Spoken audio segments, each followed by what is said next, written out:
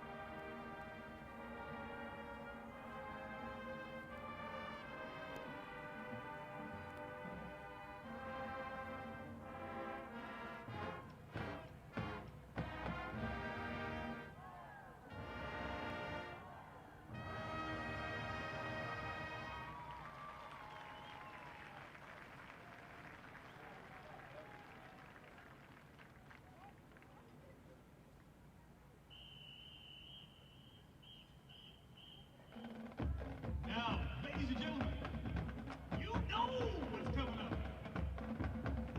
You should be up on those feet, clapping those hands, stomping those feet. Ladies and gentlemen, let them feel it.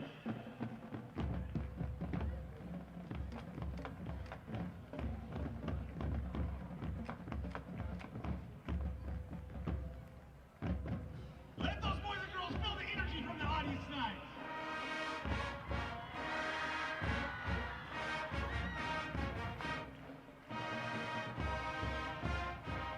Here we go! Let's feel that energy, ladies and gentlemen. Boys and girls of all ages.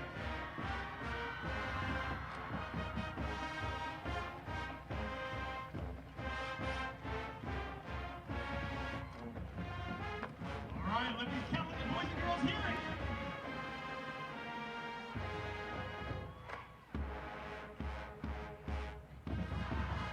I can't hear you! Louder!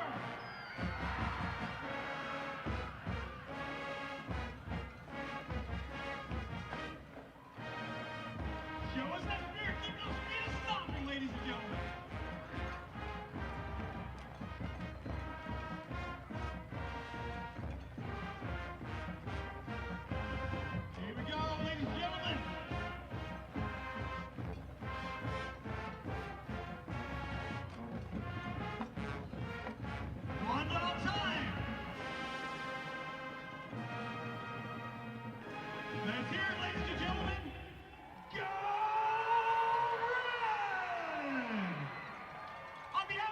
many football players, cheerleaders, dance team, and of course the Bronco band. Thank you for your attendance at this evening's game, and of course,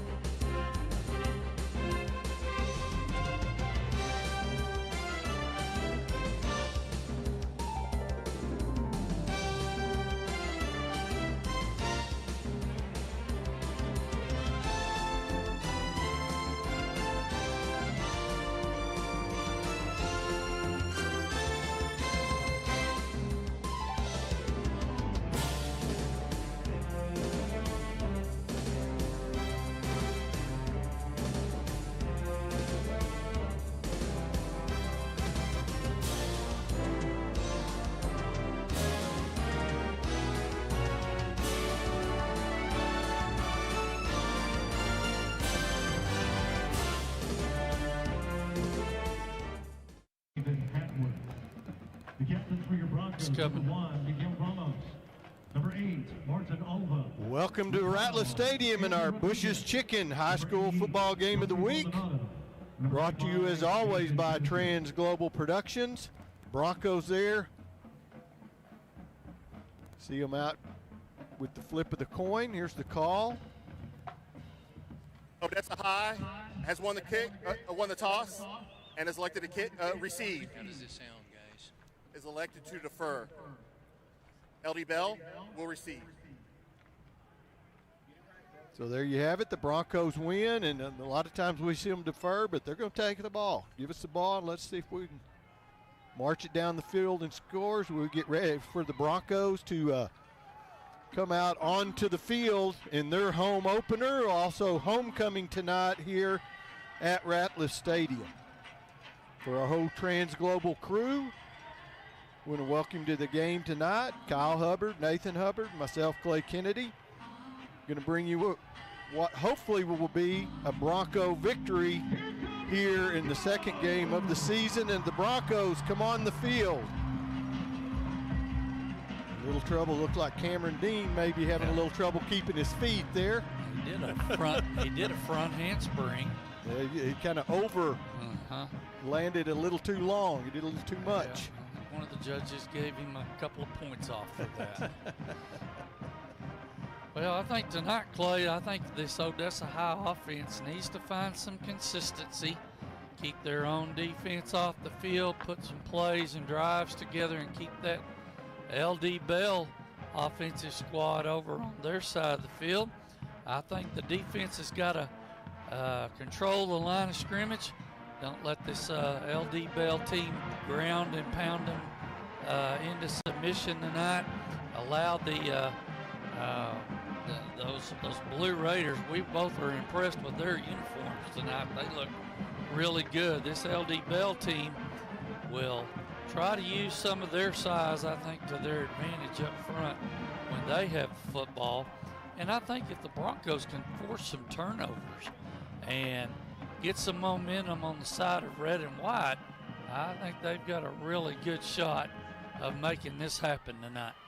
And we have not seen the Raiders, but as they come out onto the field, as we look at their roster, there's one number that stands out. That's number 78, Daniel Mauricio. And let's just put it this way. Under the weight column, the first number is a 4. Yeah, saw that. So, yeah. He's only 6'1", Clay, yep. and 400. And Tupou, who's listed right before him, 76, rolls in at 345. So definitely some size there. Well, beautiful night, much better than last night, a lot cooler anyway. Game time temperature is going to be about 83 degrees. The wind is negligible. Woo, that's a mouthful, isn't it? Yeah, easy for you to say. Not much wind. It says northwest, out of the northwest at 3, but the flags all just hanging limp down in the end zone. It was spitting a little bit when we got here at the stadium coming in. It was sprinkling a little bit. Looked like we were going to have a pretty hefty rain shower this afternoon coming from the west, but it parted the seas and went around the Midland Odessa area. Pretty typical. Yeah. But apparently more on the way tomorrow, but that won't affect the game tonight. On to do the kicking now is Jose Luis Zubia for the Broncos. And that's a pretty good little boot. Going to be taken back at the 3-yard line by Lucas Gonzalez of the Raiders, and he is up the middle. And Gonzalez, he's going to be caught. Oh, he's not going to be caught. Excuse me, that's not Gonzalez. Jacob Preskinas. Now there is a flag. Yeah, I think there is a flag. I think Odessa High is offside. That is where that flag is at. So pardon for the misname there. Jacob Preskinas on the return. Here's the call. Offsides. Kicking team. That penalty is declined. Touchdown. So that is going to go in the books for a score. And did I hear him incorrectly? Did the official not say the Broncos won the flip and chose to receive? Okay. They did defer. Okay, well, tells you where my head's at tonight. So extra point is up and it's good. So before we hardly catch our breath, Broncos trailing 7-0 to the Blue Raiders.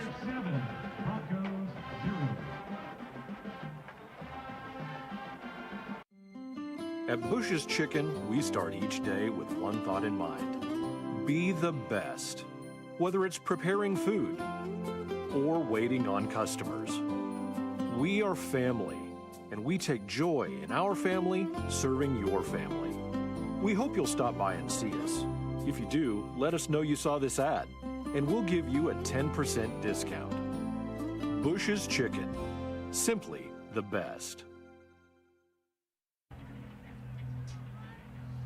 Welcome back to our Bush's Chicken High School Football Game of the Week. Brought to you also by Odessa College, who sponsors our slow motion replay, and Rexco Poly Supply. So the Raiders strike quickly, 16 seconds, a kickoff return, 97 yards by Jacob Preskinas. Extra point good, and so they jump out to a 7-0 lead before anybody's even running offensive play. When they faked that little reverse or handoff coming back the other way, Broncos did not stay in their lanes. They followed the other guy, and the seas just parted right in the middle of the field, allowing LD Bell to get the first touchdown and points on the scoreboard. Almost caught, but not quite. Not quite. And that kick is going to go through the end zone. So the Broncos, in their first possession tonight, will take over at the 25-yard line. We expect to see Joe Ortega as the starting quarterback for the Broncos. He wears number 2. Aiden Garcia, the running back.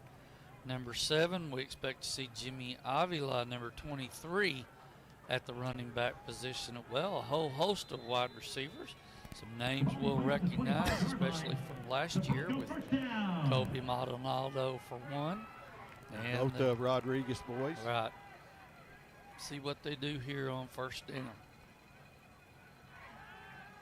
Going to swing it out there to Garcia. He's going to catch a block, but there is a flag on the play. He's going to get out for a gain of about 7. But we're going to have a flag back here about the 28-yard line. He's going to bring it back. Holding on the receiver. Holding. Offense. Number 16. 10-yard penalty from the spot of foul. First down. Larry Fuentes making the call. He's our referee. Jesse Acosta, the umpire. Noe Muniz, the line judge. Head linesman Jeff Mata. Back judge Miguel Martinez. The field judge Joey Cadillo. And the side judge, Elliot Ayub. This is a Permian Basin chapter officiating crew. Penalty marked off from the point of the infractions. Going to bring up a 2nd and 17 for the Broncos. And just second and 17. Absolutely nowhere to go. 1st and 17. Now it's 2nd and 16. Number 45, Inasi Tuha, from his nose position for the Blue Raiders making the play. 2nd and long. Let's see if the Broncos try to get some of this back, maybe wide receiver screen-wise or bubble, something like that. Changing the play from the sideline. Baldonado lined up as a true tight end. He actually going to stand and block. Now he's going to swing out and does a good job, although he's run into by the ball carrier. But he is going to get the penalty yardage back. Garcia making that catch on the little swing route out to the right side of the Bronco formation. Got into some open space, making it 3rd and 8. See what kind of coverage we get from Bell. Looks like about a little cover 4 action maybe. Playing quarters on the backside. Going to keep everything in front. Now we're going to roll Yep, they're going to roll it, yep. Comes a blitz on the outside. Yep. Broncos call timeout before the snap. Timeout. We'll take it with them. 10-12 to go here in the first quarter. The entirety of what the Wrangler Promise has done for me so far has been amazing. Now I can embrace my college and I don't have to focus on that anymore. So now it's kind of like a whole load off my shoulders and I'm just like, okay, let me give college my all.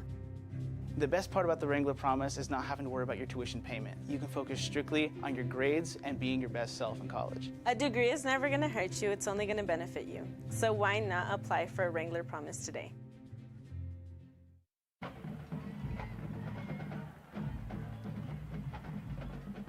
Welcome back to Ratliff Stadium here in Odessa, Texas. Our Trans Global Production Bush's Chicken High School football game of the week. Broncos facing a 3rd and 8. Looked like the coaches might have been worried about them picking up the blitz, so they call timeout right before the snap. The Broncos snap it and looked like they did have the blitz picked up. Bump and run on the corners on the outside. One safety in the middle of the field. Let's see if they go vertical. Yes, they will. Oh, nice catch by Rodriguez. Bo Rodriguez pulls that in, and he's going to have the Broncos all the way out to midfield. Odessa College instant replay right up the seam. Good pass, good catch, good execution, and a good first down for the Broncos at the midfield stripe. Now, we know him as Bo Rodriguez. On the roster we got, he's listed as Aramis Rodriguez, but I'm going to stick with Bo. It's less of a mouthful. What we called him last year, I believe. Well, Garcia, woo, about gets his head taken off. Almost a clothesline there. Able to fight his way back to the line of scrimmage. Man, coming in there and doing some damage was Asher St. Tilius, and rudely taken down. 2nd and long. Don't want to do that on first down. Put you behind the sticks. Getting the play from the sideline as the Broncos go no huddle here. Timing all off after he fumbled the ball, and maybe that was planned, Clay. Yeah. I don't think so. Trips at the top of the screen there for the Broncos. Oh, quarterback draw. Ortega is going to carry it forward for a gain of about 5. He's going to bring up 3rd and 5. The motion was the idea with the motion was to take the linebackers out so that little would open up, the little alley would open up there for Ortega to get through, and he got 5 yards. Ortega looks pretty fleet of foot there, kind of quick. Yep. Look, no safety in the middle of the field, Clay. Boy, it is wide open there. Let's see if they go vertical here on 3rd and 5. Be a great place for Baldonado. Oh, gonna run it. Looky there. A late flag, a very late flag. Ball all the way down to the 35-yard line. Oh, that's hands to the face. Yeah, that may go against LD Bell. Yep, I think it's hands to the face on the defender. No, they're walking the ball back. Holding. Offense. Number 79. 10 yards. Repeat, 3rd down. Tackles are 79 Cesar Carrasco and 75 Devontae Montgomery. Guards 78 J.J. Baltazar and Rene Muniz, number 56. The center is number 52 Jacob Gutierrez for the Broncos. That's the guys up front. 3rd and 15 now for the Broncos. Totally different situation. 2 high safeties playing cover 4. Ortega wasn't sure if it was intended for the short man and a little high for him or too short for the deep man, kind of in the middle. Yep, they tried to get one of the receivers out in the flat over there. Just didn't execute it. Broncos will have to punt on 4th and 15. Yeah, those penalties are killers, and that was the case here as the Broncos were set up inside at the 35-yard line, but now are going to have to boot the ball away. Punter for the Broncos, I believe that's number 10. That's Anthony Martinez going to do the punting for the Broncos. My angle, all I can see is his shoulder pad. Oh, there he is on the screen, number 10. It is Martinez. Yep. Delay of game. Yep. 4th down. Giving up some field position there. Got to get down and cover here. Stay in your lanes, cover. Get down there and make the tackle. Here comes the pressure. Ooh, he gets it away. Yep, that's running into the kicker. I believe he's probably, I don't know, somebody's still down for L.D. Bell. Good coverage by the Broncos. But there is a flag. Penalty marker on the kick. May just, if it's roughing the kicker, that's going to be an automatic first down. Yep. See the Broncos special teams on our Odessa College instant replay. There, Devin Padilla, number 11, finishing off the tackle for the punt team. Running into the kicker. Receiving team. That penalty decline. First down.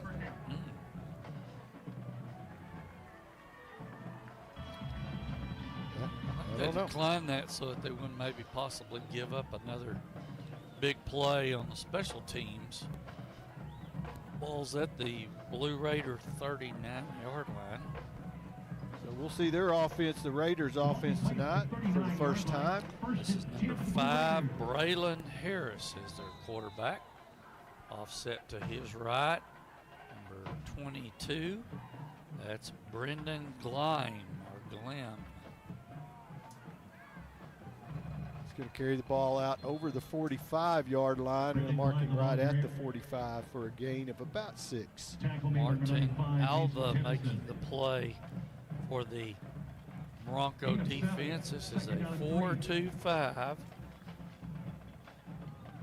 defensive alignment for the Broncos right now. Alva, I believe he came on towards the second half of the season last year and had some pretty big games. Penalty marker on the play. Ball start.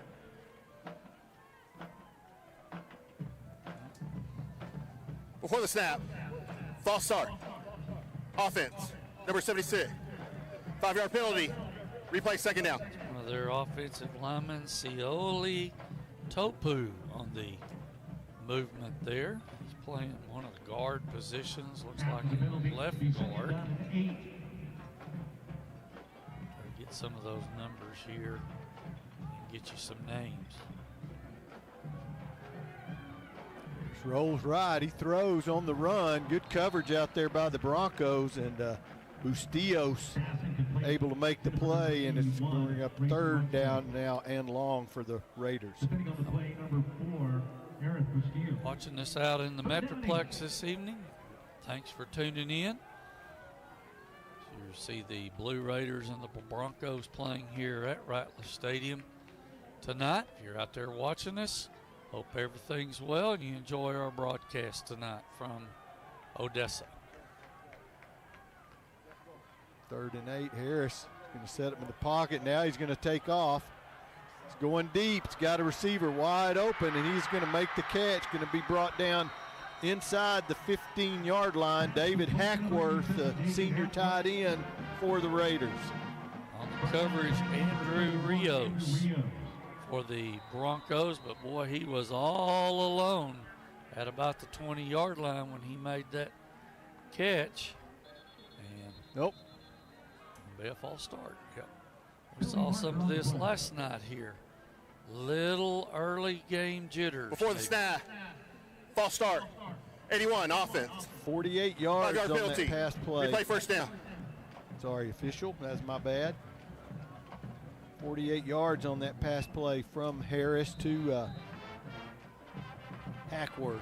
Could be watching this from just about anywhere on the That's right, on the live stream. On the YouTube. Have you been on the YouTube? Okay. So Young and on the go. Yeah. Ooh, he barely got that ball handed off, but the delay, it's really opened things up. And Gleim will take it on into the end zone for a Raider touchdown. Yeah, just a little handoff in the backfield there. Started left and saw the opening to the right side. Just kind of worked his way back over to the other side of the field. Nobody in that gap for the Bronco defense. Blue Raiders have their second touchdown of the evening. Now on for the extra point, Grady Matcham. And boy, he drills this one through. That's another shot. That's almost to the bottom of the scoreboard, and it is good. So your score now reads LD Bell Raiders 14 and the Odessa Broncos 0. The Texas oil boom has returned, and Rexco Poly Fittings is your Lone Star choice in polyethylene, steel, and brass needs with a wide variety to choose from. Locally owned and operated in the Permian Basin since 1982, Rexco's experienced staff will help you get the right fittings and valves to help you get the job done. Go to RexcoPoly.com. Rexco, your poly supply company, Odessa. Rexco!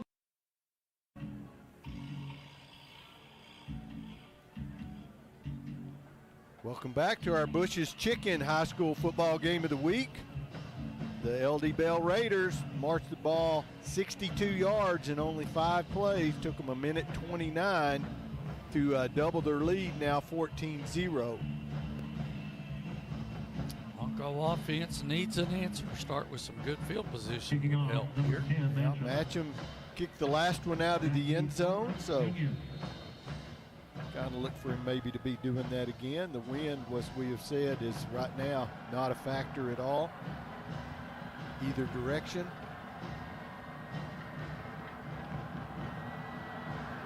Well, that's going to come up. It's going to be returnable, going to be taken there at the 8-yard line by the Broncos. Number 15 got one man to beat, and he is going to be run down. Tried to get a stiff arm out, but Cooper Armour with a great return for the Broncos special teams. Good blocking on that kickoff coverage. Watch the hole open up right here. 13 didn't squeeze that down at all for the Blue Raiders, and boy, he was off to the races. Armour was. They got great field position now. Short field at the Blue Raider 37. Let's see if the Broncos can turn this into some points and get some momentum. Wow, boy, he hit that hole fast too. Yes, it opened up and he hit it quick. There's the bubble. Swing it out to Baldonado, and Baldonado forgot to secure the ball before he ran. The corner over there did a good job of getting off the block from the receiver for the Broncos. Alan Reyes out there trying to block the corner. Beat that block and actually caused it to be incomplete. 2nd and 10. Broncos going to split 3 out to the bottom of the short side of the field. Ortega keeps it, but he's not even going to make it back to the line of scrimmage. It's going to be a loss of about 2. 3rd and 12 now for the Bronco offense. Early in the game, but I think this might be 2-down territory if you can get some positive yards here.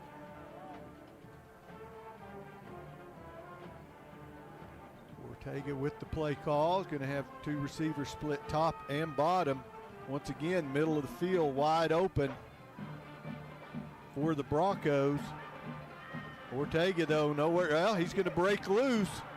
Got one man to beat to the corner. Just gets tripped up. The turf monster. Either a turf monster or I couldn't tell if that guy maybe clicked him with his foot. They ran a little twist stunt up up into the line there, LD Bell did, and he just found an opening. Yep. He just lost his balance. footing. Yep. But that does make it 4 down territory now from the 30-yard line, 4th down and about 3 for the Broncos. One high safety in the middle of the field. Big call here. Yep. I need to execute this. Look for maybe Baldonado to get the ball. Nope. Boy, they ran a great call there, that option. And those linebackers on the blitz. And, man, Ortega got it to Garcia quick. Yep, Oh, there's going to be a flag. Offsides on LD Bell. We will decline that penalty. Yep. Offsides. Defense. That penalty's declined. Result of the play, first down. Yeah, they dialed up the right call sure to that did. defense with the speed option there to the right. Got it out on the edge in a hurry. Hey, he had a lot of green. He did. Garcia, boogity boogity, as Barry used to say, Yep. right on around the corner. Good job by Ortega. He Yep. of the 2 different colored legs there. Oh, Rodriguez going to be body slammed down to the turf. Bo Rodriguez on the carry is going to be a loss of about 4 for the Broncos. Say Poesi on the tackle number 31 for the LD Blue Raiders, LD Bell Blue Raiders. Big sophomore linebacker, 230 pounds, 10th grade. How big a boy is he? Woo. Pretty big. And he can run. As you saw there, got out there in a hurry. Oh, look at there. Yep. Well, got to throw that out toward the back pylon a little more. Yep, that was too much towards the front pylon. And Corner almost came off of who he was covering and almost got to that. yeah, that ball had a lot of air under it. Stayed up a long time. So now 3rd and 10. Excuse me, 3rd and 14 for the Broncos from the 15-yard line. Definitely in a shot at points on this if they come up with the first down. No safety again in the middle of the field. Nope. Here comes the blitz. Now they fake it and drop back. Ortega's got him. Touchdown! Broncos, Bo Rodriguez. Well, A late flag from way back. yeah. Boy, we got a flag-happy crew here tonight. Sure what this It is. looked like it was after the play. Corner just lost the receiver back in the back end part of the end zone. Here's the call. After the play, unsportsmanlike conduct. Forgot who it was on. Yep. Number 13, offense. That's his first unsportsmanlike of the game. That penalty will be enforced on the kickoff. Wow.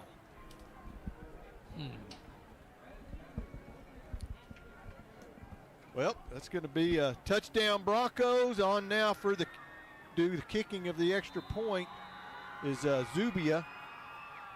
Bo Rodriguez with the hold, and the kick is good.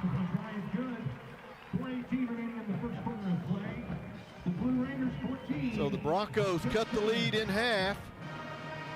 Scoreboard, they gave the point to the wrong play. They gave the point to the wrong team. There you go. There we go. Now they got it right. So the Broncos lead trail 14-7. We'll be back after this. Are you sure we should take this billboard down? People find out State Farm does car loans as well as they do insurance. Our bank is through. Good point. Grab an edge. Look, there's 2 guys on the State Farm Borrow Better banking sign. No, for real, there's 2 dudes on the State Farm Borrow Better banking sign. Gentlemen, please get down from the State Farm Borrow Better banking sign. Phil, get the hose. Okay, he's getting the hose. All right, let's go. Want to borrow better? Contact State Farm agent Mike Podzemny about a car loan that can save you hundreds.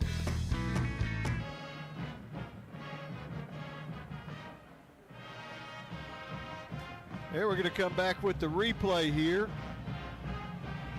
Ortega with time to throw. Good job by Garcia there. And boy, gets it just over the outstretched hands. Bo Rodriguez, I guess that is your penalty? They did that down here when they scored a while ago. That's on the kickoff. I'm sorry, but that's just uncalled for. That's a weak call, but it's the call, so you got to deal with it. Still, the Broncos do put points on the board, trail now 14-7, and have shown themselves and the Raiders they are going to be able to move the ball. On the kick, number 41, Good replay there by our Trans Global production crew. Thanks, guys. Always on the ball. A good kick. Wow. Boy, boomed it. Yeah. Now here's that little deal. They didn't sell it as good there. But Preston's already out over midfield. Yep. Man, that's another kickoff return. Same young man, Preston. And well, they did spot a flag back around the 22-yard line, and if that's the case, be an illegal block of some kind. It's a Chris clip Kennis. right there. I just saw it on During the kick, block in the back. Receiving team, number 81, 10 yards from the spot. First down. They might want to think about pooch kicking and maybe covering. Yeah, yep. Barry never liked that at all. But well, you know, if you're giving up big yards on returns, kick it shorter and get in coverage so you can keep those long kickoff returns from flipping the field and making it short for the opposing team. the Broncos drive, by the way, 7 plays, 63 yards, took them a minute 52, pretty identical to the LD Bell drive of 5 plays, 62 yards, a minute 29. So the Raiders will start now from their own 13-yard line. The Bronco defense can make something happen here. So they flip strength on the formation. Handoff is going to be up the middle, goes against the grain. Broncos able to hang on barely. Tackle made by number 44. 44 on the tackle for the Bronco defense is Ezekiel Samaniego, playing the defensive end position in that Bronco 4-man front. Held them to about 2 yards on first down. 2nd and 8. Bronco defense could stiffen here. See if they try to get out wide over here. Yep, there it is. Boy, cornerback came in, couldn't break it down hard on him. Miguel Ramos got taken out, but forced the runner to cut up. And that's where the red jerseys. Andrew Rios, number 31, coming up from the free safety position to fill that gap and make the play. Good force by the corner out here, Miguel Ramos. Yep. To force that runner back inside to where the pursuit's coming from. And that's his 3rd and 5 from the 18-yard line. Gonna throw it out quick. And it's gonna be caught and a missed tackle. And off to the races out there. Gonna have a first down out around midfield. Maybe just short. I think number 3, Braylon Solomon, on the reception. Yeah, they threw just the quick stop route out on the far side of the field, right in front of coverage. Missed the tackle after he made the catch out there and got up the sideline to the Bell 48-yard line. Yep. 1st and 10, Blue Raiders. 30-yard pass and catch there for the Raiders. And now suddenly they're at midfield. Run up the gut there. Good tackle made. I believe that's number 8 again. Is that correct? Alva, yep. Martin Alva. Martin Alva from his linebacker position. Got the legs taken out after about a 4-yard gain. Bronco territory now at the 48 of Odessa High School.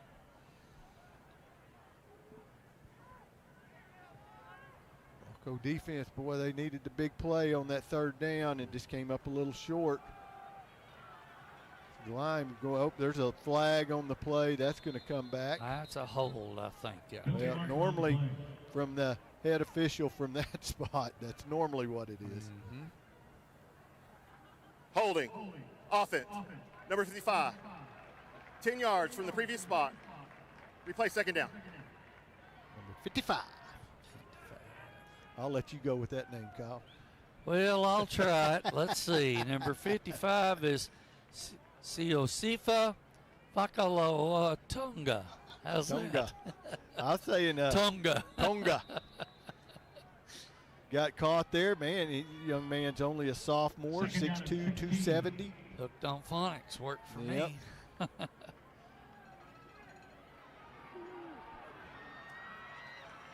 Harris right up the middle, and he's going to be just across midfield.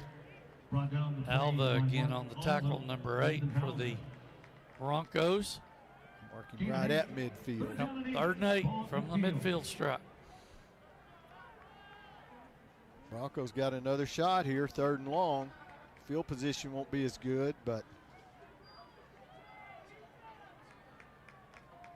Fakai Loa Tonga.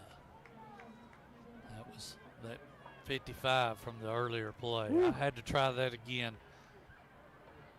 Oh, big hole, and he is going to drag the Broncos down for the first down, just outside the 40-yard line. Ethan House, the middle linebacker, making the play, but not before the running back, Brendan Gleim, gets the first down. Ball right on the nose of the ball, right on the Bronco 40-yard line. Gleim now is at 43 yards on 6 carries, so he's definitely been the workhorse so far tonight. Pistol formation. Looks like they're changing the play at the side from the sideline over there. Yep, straight ahead. Well, I'm going to get a carry gain of about 3, we'll probably call it on that play. San Diego, Ezekiel, number 44 from his defensive end position. Coming down to make the play, closed that gap down, held the runner to about a 3-yard gain. 2nd and 7 from the Bronco, 37-yard line. The Raiders do not have to snap the ball here if they choose not to. You see the clock there at 10 seconds. Remaining here in the first quarter of play. They're going to hand off this time to number 23. There's another flag on the play. Jeremiah Houston on the carry, but I believe that probably is going to come back. It's going to be a hold out on the edge. Should end the first quarter. Holding. Offense. Number 64. 10-yard penalty from the spot of the foul. 2nd down. I'll take that one, Kyle. Zach Brennan on the hold. That's the end of the first quarter. You're welcome. And that is the end of the first quarter. So the Broncos, with a late touchdown in the first quarter, now trailing 14-7. We'll be back to Ratliff after this. Hi, my name is Kevin Mannix. I'm the president and founder of Optimus Physical Therapy. I have practiced in the outpatient setting for the last 18 years in Midland, Odessa. It is intercepted by Kevin Mannix. Our professional staff will ensure that your functional goals will be met. Our cutting-edge manual techniques and state-of-the-art equipment allows Optimus to offer an evidence-based treatment approach tailored to each patient's functional recovery. Remember, Optimus Therapy for optimal results. Early each morning, as we turn on the lights and heat up the fryers, then prepare the food, the owners of Bush's Chicken are working for you. Our owners are husbands and wives, sisters and brothers. We are family, and we take joy in our family, serving your family. Before you end your day, we hope you'll stop by. Bush's Chicken, simply the best. Quick snap there by the Raiders, and Harris is going to run it. Going to be stood up there by number 21 for the Broncos, Mason Fosenbacher. And that's going to bring up 3rd and a bunch for the Raiders. Fosenbacher's played for Odessa High in the early 2000s. That's not a relation to Fosenbacher. Not the most common name in the world, so I would say the odds are pretty good. I had them in elementary school. Oh man, well those poor kids. Yeah. If they live to survive you, they should be pretty strong-willed people. Pretty well off, yep. 3rd down and about 13 for the Raiders. Harris back to pass, got time, going to be flushed out of the pocket now, rolling left, Boy wants a receiver to go. He airs it up, and the ball is going to be knocked loose, intended there once again for Braylon Solomon. Good coverage by the Broncos. It's Fosenbacher back on that coverage. And you see our Odessa College instant replay. As he gets outside the contain there, he's telling him, receiver to go. Might have had a little too much air here. Yeah. There's 3 Broncos down there, and Fosenbacher times his jump just right and forces that incompletion, making it 4th and 13. The Raiders will punt the ball. Was that Rios back there also in coverage? It was 31. Yeah. Yes. Yep. Rios also back for the Broncos. Oh, little pooch kick. Boy, he was trying to corner it there, but not going to be able to get it. They're going to punt it through the end zone, so the Broncos take over to 20. Why more teams don't just punt that thing out of bounds inside the 20? Well, it looked like that's what he's trying to do, but he just didn't get it far enough over. Get over here to the sideline. Yeah. Yep. Yeah, the old coughing corner used to kick. See that all the that time. that was such a great art form. You could make them go further distance-wise, back them up toward their own end zone, make them have to put more plays together. Defensive coordinator told me one time, said, if you can make them put more plays together, I just don't believe there's an offensive coordinator that's that patient that wants to put all them plays together. They get impatient sometimes. Broncos 2 receivers split top and bottom. Oop. Get out there. Ortega just nowhere to go. Going to jump forward, dart for. Oh, he didn't think he was down, but they're going to call him down. They're going to call him down after a gain of about 2. Maybe forward progress stopped there a little bit. This college instant replay. Good job by Ortega picking that ball up off the ground on the snap. Let's see if he's. He never went down. He's not down. He was not. No. He was laying on top of a Bronco a fellow offensive teammate. Oh, he had a hole open up, but it's going to close quickly as number 35. That ball come out? No. I believe that was number 32 maybe. Cole Martin. LD Bell defensive front right now is getting pressure up in the face of Joe Ortega. They're going to have to come up with maybe a different scheme to get him a little more time back there to see what's happening down the field. They're getting in that backfield pretty quick. Yeah, that was a good hit there by Braden Clark of the Raiders. And Ortega, this time Clark's going to just ride him down, coming untouched from an inside linebacker position. And Ortega, no shot. He came from the outside there and just really wreaked havoc in the backfield there. Broncos will have to punt. 9:13, clock running here in the second quarter. Blue Raiders up 14-7 on the Broncos. So once again, out to punt the ball away is Broncos don't have enough on the field. Anthony Martinez. And they're going to take a timeout because I guess they timeout. OHS got to counting themselves. So 8:49 remaining here in the second quarter. We'll be back. It's a great time to become a Wrangler. Serving the Permian Basin for over 75 years, Odessa College is your prime destination for education and training. From nursing to welding, teaching to truck driving, criminal justice to automation, Odessa College is educating the students of today for the workforce of tomorrow. Whether you want short-term training and certificates or associate's and bachelor's degrees, Odessa College. Register today. Welcome back to our Trans Global production, Bush's Chicken High School Football Game of the Week, brought to you in part by Diamond Pump and Transport, LLC, and Complex Community Federal Credit Union.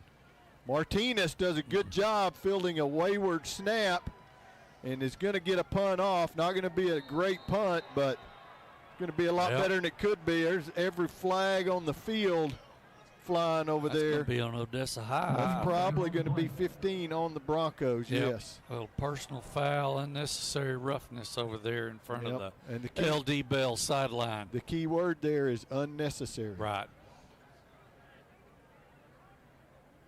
Well, there's some discussion.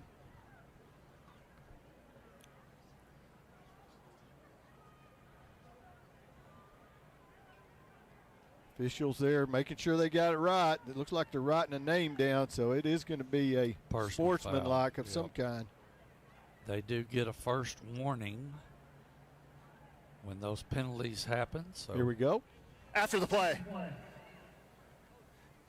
Personal foul. Unnecessary roughness. Receiving team. That'd be 15 yards from the end of the kick. First down. Well, that's going to add to the punt right there. And give the Bronco defense a little more field position to work with. Whatever we thought we saw, we didn't saw. No, we didn't. Let's go, Bronco defense. Let's see if we can get off the field now. Well, that's going to help them out. So they're going to start back at the 42 now rather than the 27.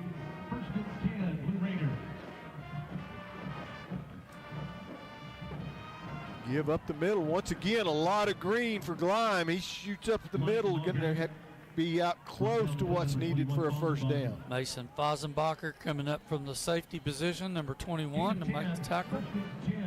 Downfield at the Bronco 32, 1st and 10, LD Blue Raider. Yeah, Fosenbacher's not who you want making the tackle on a play up the middle. Give up the middle. That's right.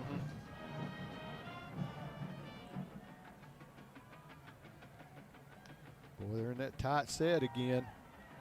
And hanging on for dear life there. The Broncos trying to strip the ball loose, not able to do it. And Gleim's going to pick up about 5 or 6. And that guy holding on for dear life. Watch our OC instant replay. It's number 5.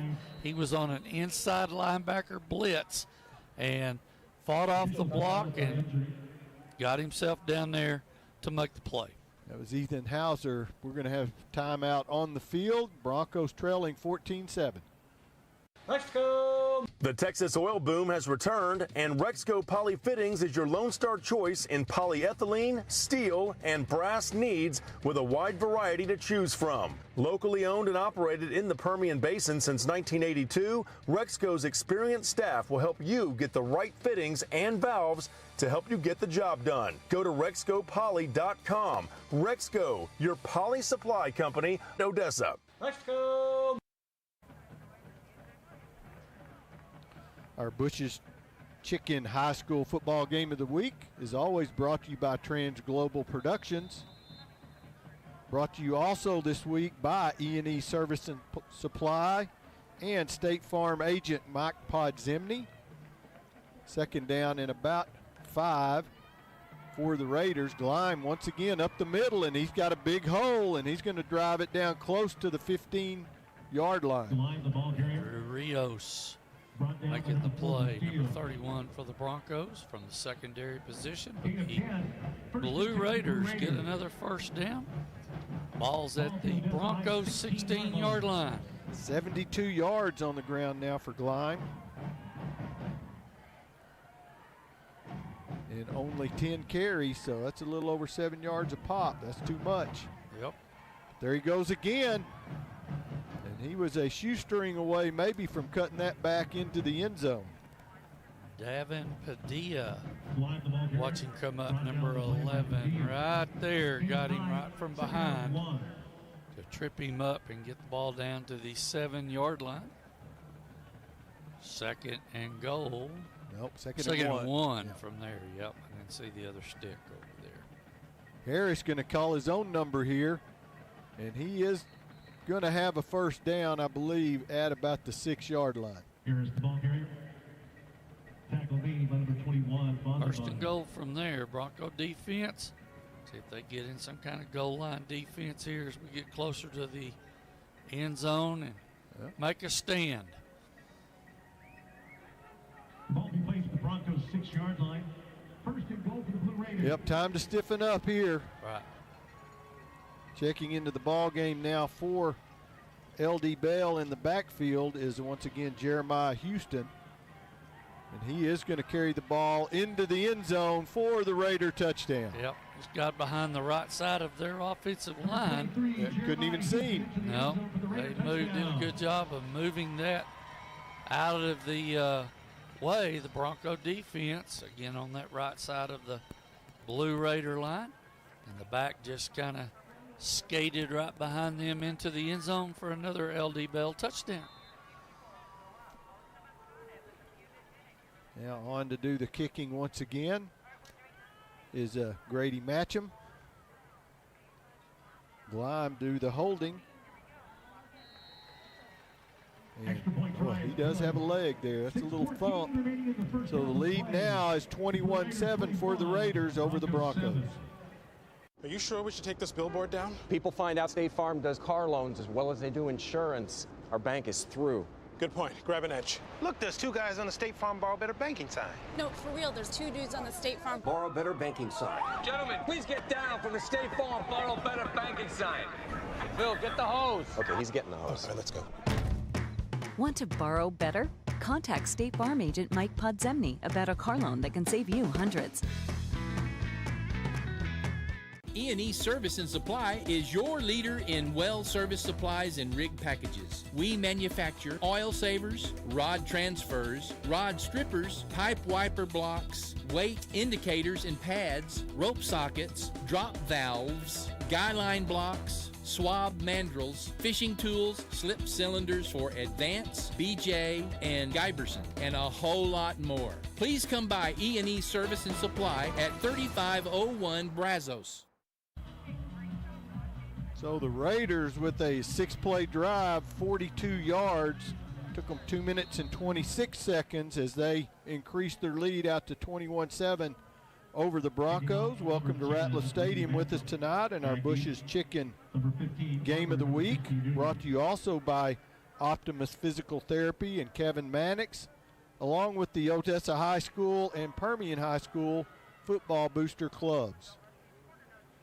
Kick's going to be taken there at the 5-yard line by Armour. Armour finds another hole.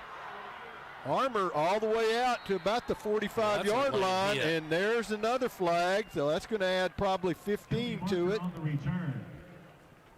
Kicker there, Matcham, tried to reach his arm around and punch the ball out. He wasn't going to make the tackle, but tried to knock the ball loose. Boy. LD Bell coach is really letting that guy have it after the return. Personal foul, late hit. You've given the kicking team. Given the OHS. Kicking team. Yeah, there you go. Be 15 yards from the inner run. First down. All right, he got it out now, yeah, Kyle. And that's going to give the Broncos They're going to be great field position. Oh, heck yeah. They're starting exactly where LD Bell just started on the last series on the other end of the field. 41-yard line of the Blue Raiders. Maybe a yard closer. See if the Broncos take a shot here on first down.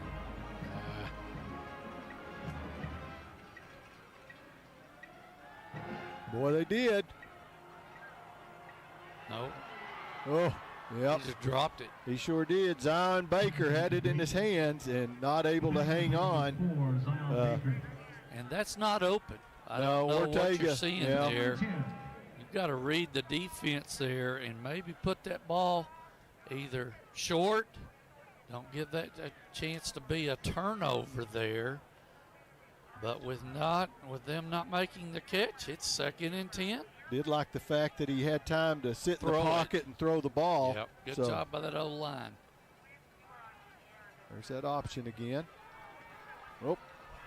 Ooh. Face mask.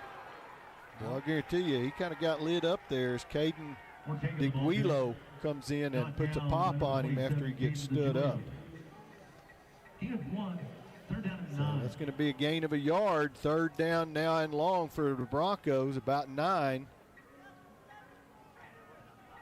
You know, we talked about some of the Bronco receivers, Bo Rodriguez with the big catch, but haven't seen Andrew or Kobe Baldonado yet get their hands on the ball. Yep, they might want to think about that as a target now. See what happens. Middle of the field, two high safeties.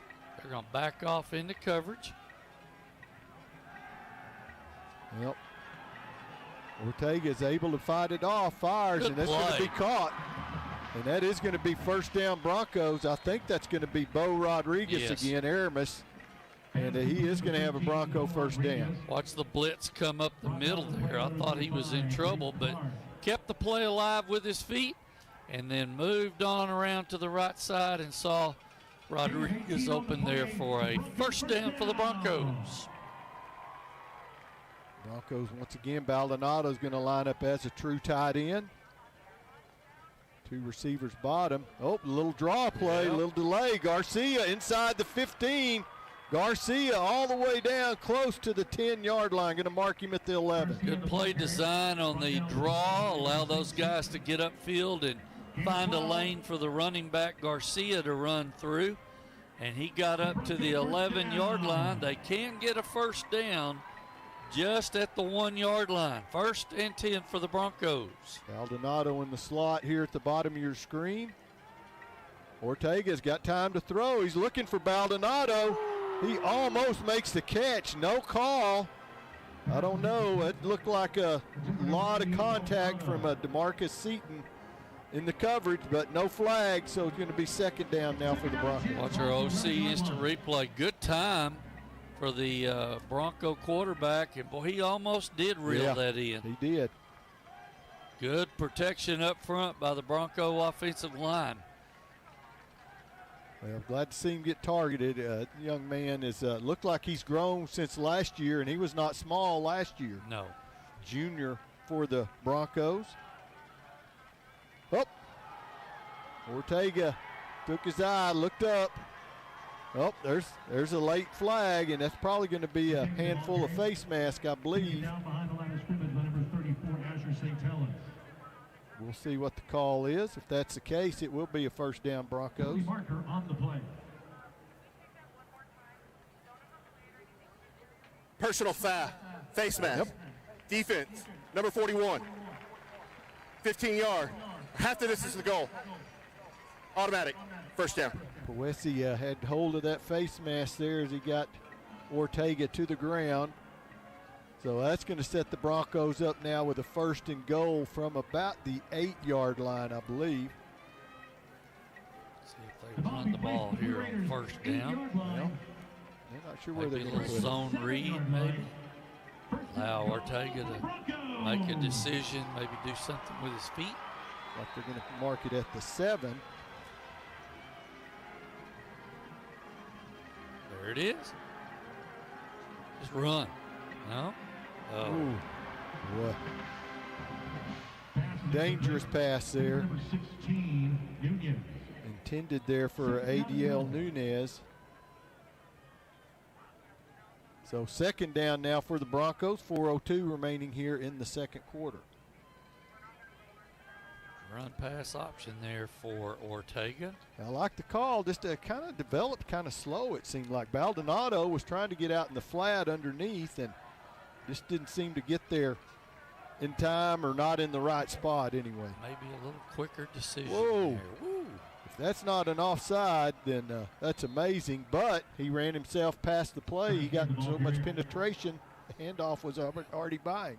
Brought down inside the 5-yard Defensive line. coordinators will tell you when you come up the field like that and you don't get there, you create a bigger gap for the offense to get through, and that's what happened right there. Broncos third and goal from the 4.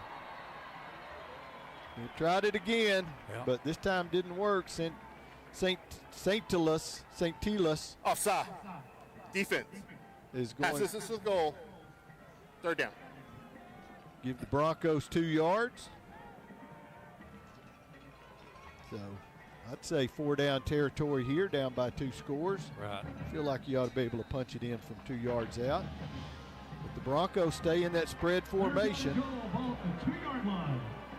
Get the play from the sideline. Right. Still got 15 seconds on the play clock, so no hurry. There it is. Kind of a delay. Garcia. Look at that. Oh, he forgot the ball. It's going to be picked up, and that's probably Nope, Ortega with a great play, a great play by Ortega. An excellent tackle, able to bring down number 8, Trayvon Taylor. Otherwise, that had 6 points written all over it. And I'll tell you who made the play for the Blue Raider defense. Number 31, OHS. As he's going to make the tackle, he just stripped the running back of the ball, and it came out as he was turning to try to get that extra yard into the end zone, caused the fumble, and Blue Raiders have the ball at their own 35-yard line. Well, that hurts for the Broncos there. Had a good drive going. Yep. Now it's important for that defense to stand up and not give up any more points here in the first half. Right. Glime up the middle, and he's once again going to drive forward for a gain of 10, 11 yards. 34 on the tackle for the Broncos. That's Yamel Hernandez getting some playing time on the Bronco defense, making the play. Blue Raiders, however, get a first down, ball spotted at their own 46-yard line. Broncos going to have some work to do at halftime to get the middle of the field sealed up there in that running game. Glime this time around the edge going to be slowed down and finally brought down by, I believe that was Miguel Ramos. Yeah, watch here on our OC instant replay, got through a tackle there, but did force the running back inside where Ramos was there waiting to make the tackle. Second down now and about 7 for the Raiders. Clock 2:18 and running. Oh, boy, the Broncos dodged a bullet there. Slant was open. It was open, and quarterback Harris looked like he put it right on the money, but Robertson not able to haul it in. Going to bring up now 3rd down, and clock's going to stop with 2:14. Corner over there released the wide receiver. They had the right play called on the quick slant, just didn't execute the throw. Yeah, I don't know. know. It was open. Throw might have been there. I don't know. He got his hands on it, so maybe a little bit too far in front of him. Harris going to roll right. Got a man in the flat, but now he's going to try and go back left. And now he's got a whole lot of green still on his feet inside the Bronco 30-yard line for the first down. Yep, somebody lost contain on the right side of the Bronco defense. Watch here. Somebody's got to contain on the outside here and allowed him to get up the field, back out toward the far side. That's 2 minute timeout. So 2-minute warning, new rule in high school football. Take a 2-minute timeout. We'll do it with them. We'll be back to Ratliff for the end of the first half after this. At Bush's Chicken, you have plenty of options. From great tasting chicken and tenders to delicious sides. Enjoy our expanded selection of soft drinks, now in extra large 44-ounce cups. You'll also be happy to know we now have online ordering for carryout or delivery. Just go to busheschicken.com and find your favorite store. The entirety of what the Wrangler Promise has done for me so far has been amazing. Now I can embrace my college, and I don't have to focus on that anymore. So now it's kind of like a whole load off my shoulders, and I'm just like, okay, let me give college my all. The best part about the Wrangler Promise is not having to worry about your tuition payment. You can focus strictly on your grades and being your best self in college. A degree is never going to hurt you. It's only going to benefit you. So why not apply for a Wrangler Promise today? Our Bush's high school football game of the week. We're back. 1st and 10 from the Bronco 29-yard line for the Raiders. This time Glime's going to be stood up, and he is not even going to get back to the line of scrimmage. Number 50 for the Bronco defense making the play there. I don't have a 50 on my roster, do you? You gave me a copy of yours. I'm going to say no. I don't have a 50 on this roster, but he made the play from his inside defensive position. Harris going to throw. This time is going to be caught out there by Gavin Robertson, and he is going to be just short of what he needs for a first down. Going to bring up 3rd. Good job there. Let's see if they can get off the field. They're going to go no huddle, try to catch the Bronco defense on their heels a little bit. This is a pistol or a Wildcat. Yep. Gleim may take it into the end zone, and he does. Yep. That put him well over 100 yards on the ball game right there. So he was already over 100 yards, wasn't he? So,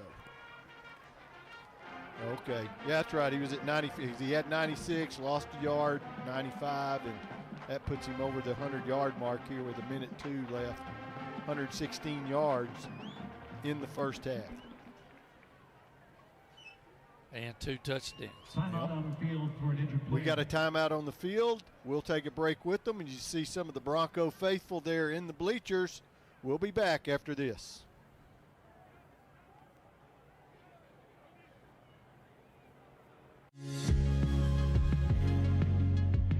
It's a great time to become a Wrangler. Serving the Permian Basin for over 75 years, Odessa College is your prime destination for education and training. From nursing to welding, teaching to truck driving, criminal justice to automation, Odessa College is educating the students of today for the workforce of tomorrow. Whether you want short-term training and certificates or associate's and bachelor's degrees, Odessa College. Register today.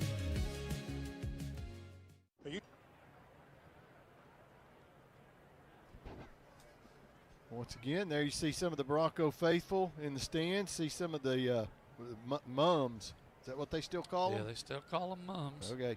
Homecoming tonight for the Broncos. Homecoming tonight at halftime. Be sure to stay with us at halftime. See who is crowned the homecoming queen for the Broncos this year.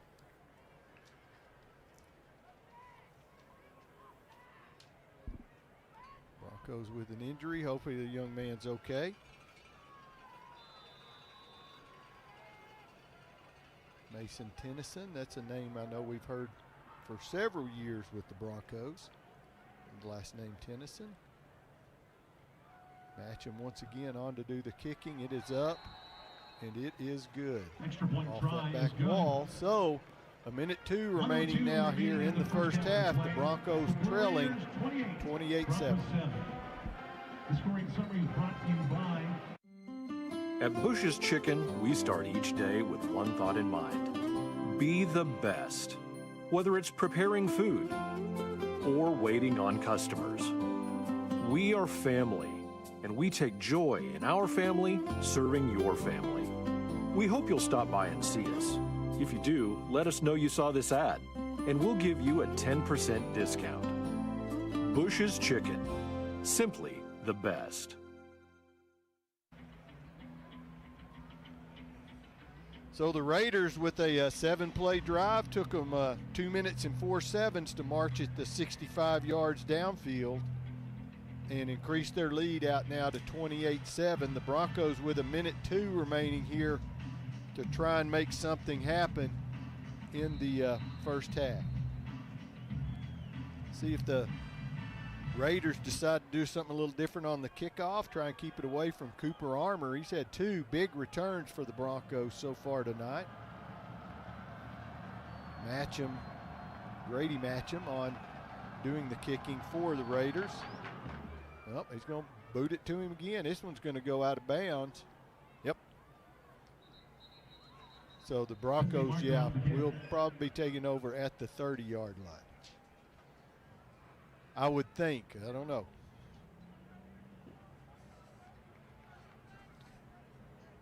That would leave them the full 1:02 still. Free kick out of bounds. Kicking team. Ball replaced at the 30-yard line. Okay. So the Broncos now, 1:02. Only one timeout left. And looking to try and maybe make something happen here real quick.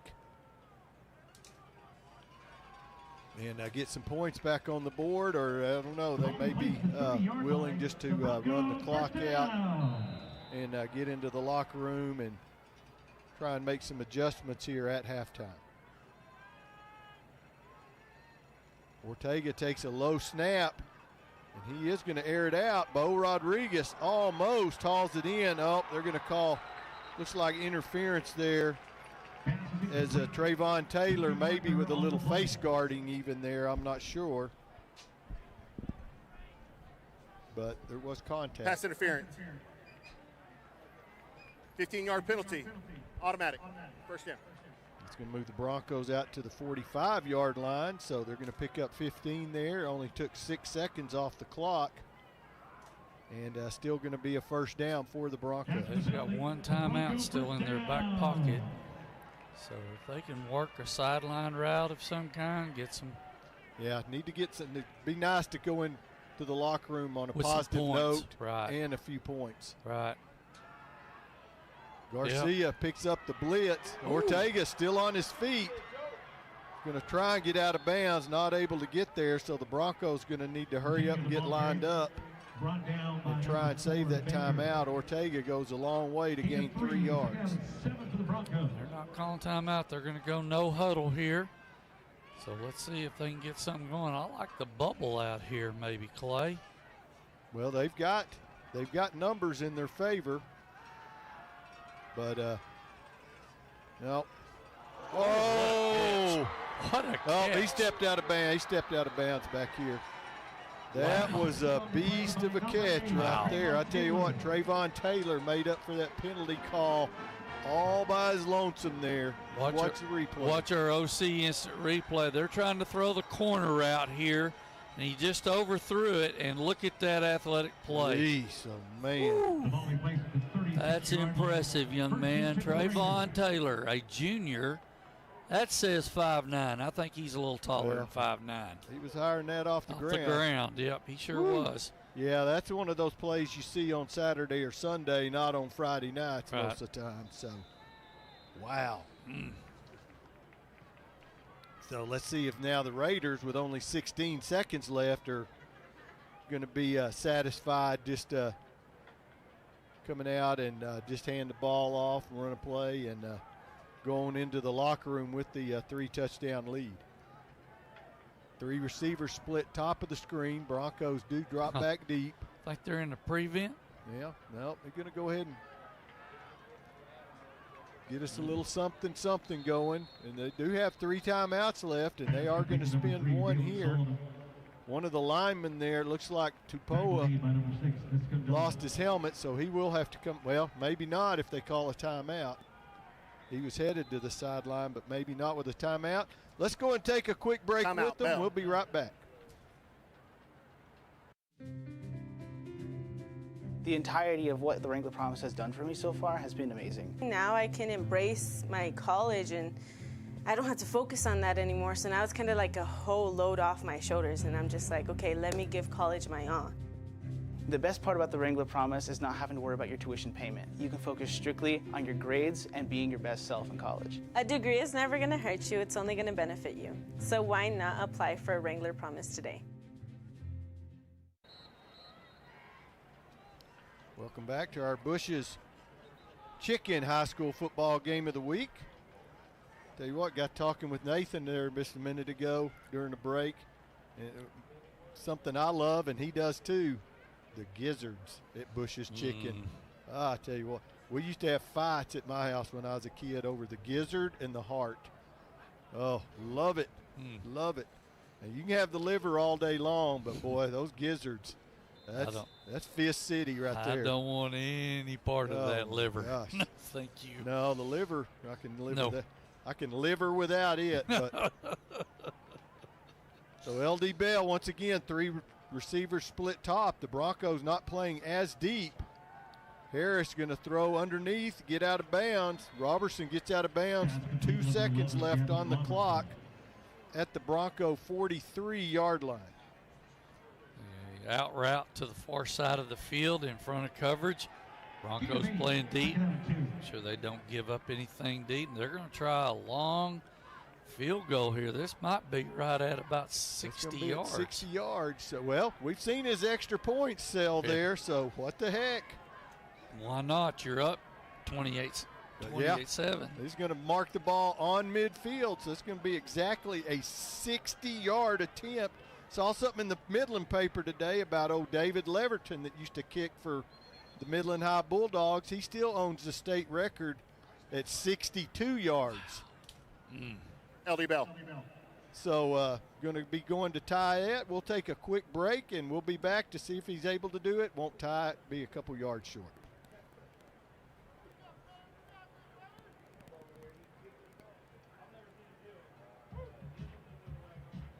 Rexco! The Texas oil boom has returned, and Rexco Poly Fittings is your Lone Star choice in polyethylene, steel, and brass needs with a wide variety to choose from. Locally owned and operated in the Permian Basin since 1982, Rexco's experienced staff will help you get the right fittings and valves to help you get the job done. Go to RexcoPoly.com. Rexco, your poly supply company, Odessa. Rexco! All right, there's some more of the Bronco faithful. Anxiously awaiting this kick effort. Once again, David Leverton at Midland High School holds the state record at 62 yards. This one is going to come from 60. I tell you what, it is going to be close. He got it. Oh, my goodness. Wow. Grady Matcham, congratulations, young man. Goodness gracious. Amazing end to the first half that was dominated by LD Bell most of the half. The Broncos, a couple of turnovers got to them there. But Matcham, there you see him right there, very fired up as well. He should be. 60-yard field goal to end the first half. So the score now is going to read 31 for the LD Bell Raiders, 7 for the Broncos. We're going to go to halftime. Stay with us, and let's see who's crowned the Odessa High School homecoming queen.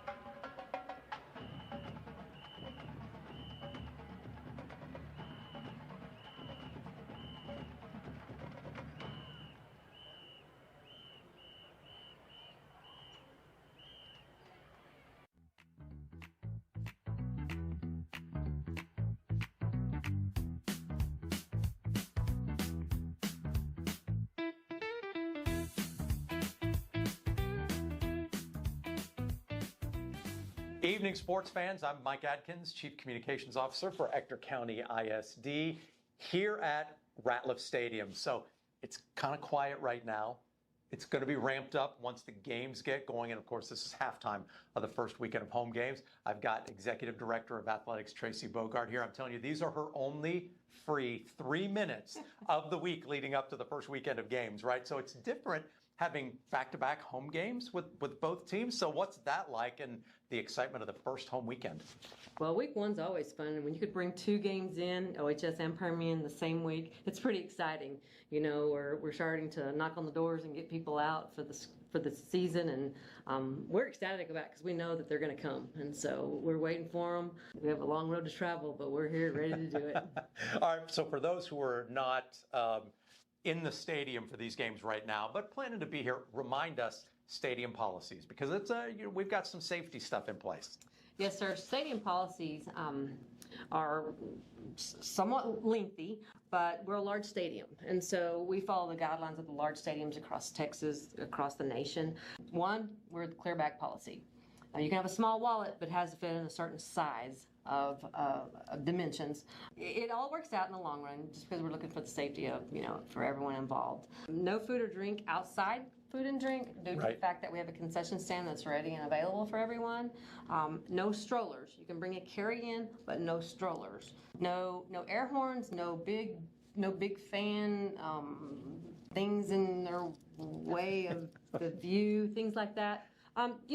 The bottom line is we're here for a great game day experience, and so we're trying to look out for everyone involved. And our stadium is just designed in a little bit more of a upwards pattern, and that kind of takes out some of the things that people think that's allowed. No umbrellas, no.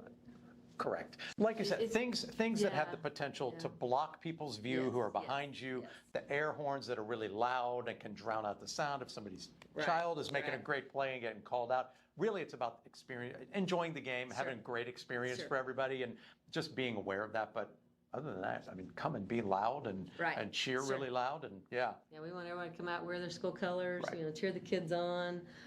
Band's going to be in full force. Actually, this weekend we're starting out even with the middle school bands as well. So that's huge. That's huge for us. Yeah. We get all those kids out. You do a great job of weaving in pieces into the game, the halftime, the quarters, really involving the community, the middle schools, and some others. It's really fun. Ratliff game day experience is second to none for high school games. I've seen a bunch in a lot of places. Thank you. Game day at Ratliff is a lot of fun. It's getting better too. Yeah, it is. We're not finished, getting better. We continue to go to the table to think of more creative things to do, whether it's on the outside of the stadium before games or the inside the stadium, during the game. And so we're always looking for other things to add to that fun day. It's really good. It's really good. And one of those groups we love seeing in the stands are the seniors. And I'm not talking about the high school seniors. Yes, I'm talking about the seniors. Tell me about the golden ticket. Yes, sir. The golden ticket, about 3 years ago, we started the golden ticket pass for all of our seniors that are 65 or older. All they need to do is come down to the ad building, pick up a senior pass. They can get into any football, volleyball, basketball, track meet, softball, baseball, gymnastics meet that we have in ECISD, free of charge. And so here at the stadium, guidelines are a little bit different. They do need to go to the ticket window to pick up a ticket because everything on the home side is a reserve seat. And so the only ticket that's not allowed at this time is the OHS Premium game because it's a sellout crowd. And like I said, on both sides of the stadium that night are reserve seating. And so they're locked into all the reserve seats at that time. And so golden ticket is not good for the OHS Premium game. It's been a great experience for everyone. Now that we're online 100%, it takes out having to deal with messing with the ticket, finding it online, doing those things. It's great just to see someone walk up, flip their card out, and stroll right into the game. We love that. Our seniors, all of our golden ticket holders love it as well, and it's pretty exciting.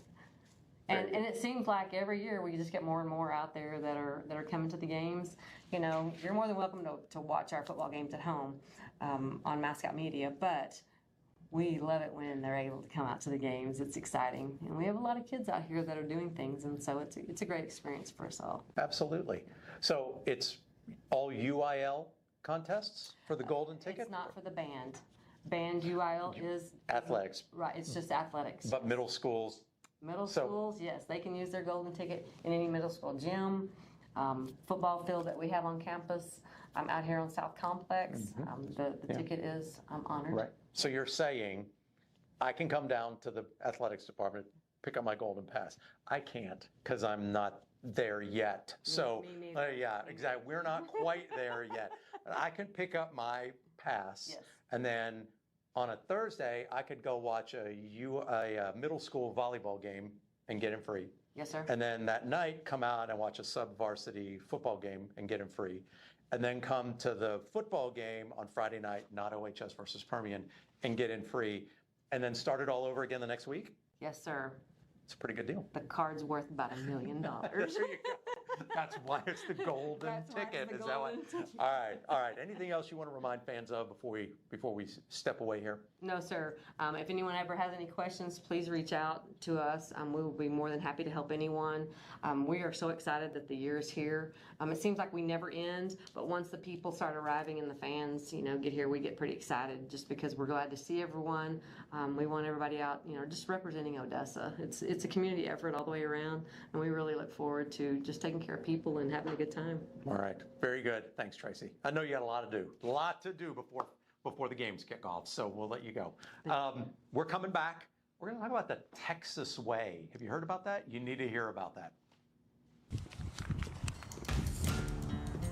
Do you all know that the very best teachers in the state of Texas get really big checks with a lot of money? You should clap for them. That's a big deal.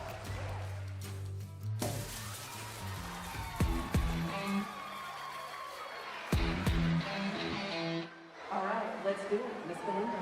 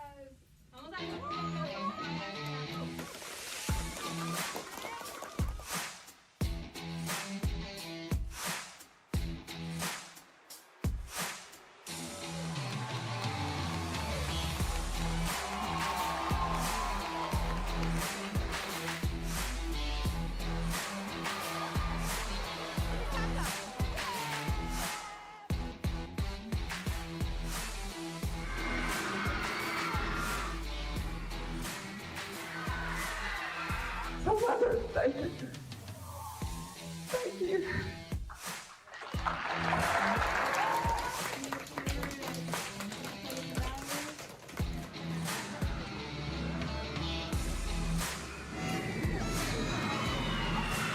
This is an earning Mother's Day exclusive too, so happy Mother's Day. That's a big check.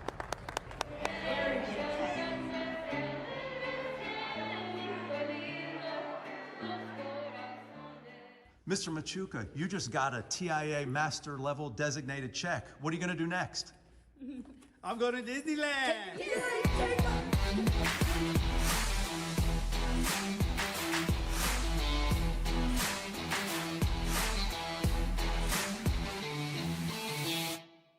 All right, so we're back with the second part of our halftime show tonight, and I am with Director of Athletics for ECISD, Crystal Day. If you follow her on social media, you know her as Coach Diva Day a little better. The one and That's only. right, the one and only. That's right, and I'm excited to get a chance to talk to you here in this segment because you are the contact person, the point person for the Texas Way, which is a statewide initiative, and we are really glad to be part of it. So will you tell me a little bit about what we're talking about with the Texas Way? Oh, man. First of all, thank you for the opportunity.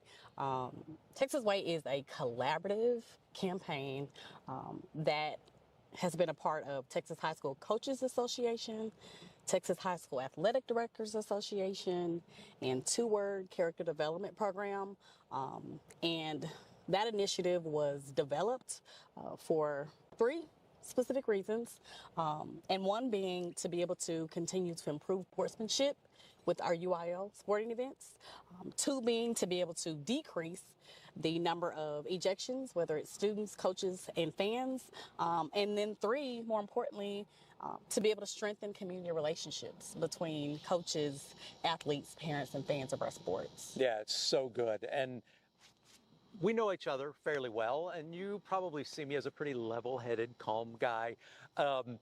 Nothing brought out the worst in me like watching my own kids compete. So I know that's a portion of this. Yes. Talk about the 3 pillars that we are really trying to get across, to guys like me who got a little carried away, a little intense from the stands sometimes. Well, and let me say this, while we appreciate the passion, I think these 3 pillars are being able to kind of set that boundary of how do I control that passion in an event that I'm super excited about, right? And so pillar 1 is the ability to make sure that I have respect for others. And so one of the things that we talk about specifically in the Texas way is that in Texas we give it generously. And so I'm not just going to give you respect because you're going to give me respect.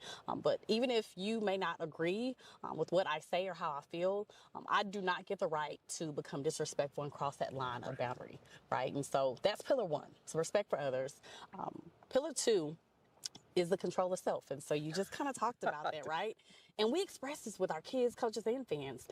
Emotions are real and feelings are real. And so we're never saying that you cannot have an emotion or a feeling, but the expectation that we have to create these safe boundaries and healthy boundaries about how we express what comes out within those emotions. Right. And so that Texas Way lens is about making sure that we have anger rights, but our ability to make sure that we remain respectful. My feelings are never valid enough to where I can become disrespectful to you as a person. And then that final pillar is spirit of competition. Yeah. Going back to what you're talking about, we absolutely know we are here to compete. We know that, our kids know that, our fans know that. But what we are asking in that Texas way is we cannot lose sight that when we walk out of these events and spaces, it's bigger than this scoreboard. And while we want to see success and we're asking our kids to bring the absolute best that they have every single day, it is important and essential that we're not losing sight, that we cannot lose our integrity in the process of chasing excellence. That's really good. Cannot lose our integrity, because I grew up playing sports and there's so much to be gained by athletic competition in general. What are some of the things that really go along with being involved in this, some of those attributes, and then, like you said, maintaining our integrity inside that really intense arena sometimes? Yeah, Mike, you touched on something. I mean, our coaches, man, they're life changers. And so when we talk about life changers, we're talking about kids leaving an environment and the avenue of what sports equips them to have as future leaders. So when we talk about a sacrifice and dedication and doing hard things when they're hard and continuing to do those things, it's powerful. And those are crucial components as it relates to being an impeccable leader in our community. We're winning everywhere in ECISD athletics. I mean, that's more than just the game field. Correct. So when we talk about winning everywhere, that is, we want our kids to win academically in the classroom.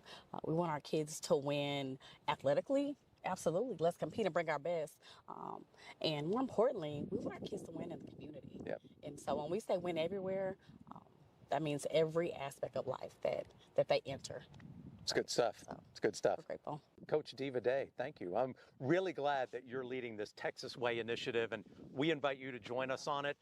Just remembering, we're here to, come early, cheer loud, stay late, have all the fun. And remember, when we walk out, though, it's first class all the way, and we're learning every time we come out. And again, sportsmanship first, integrity, and the Texas Way. All right, we're coming back with the second half.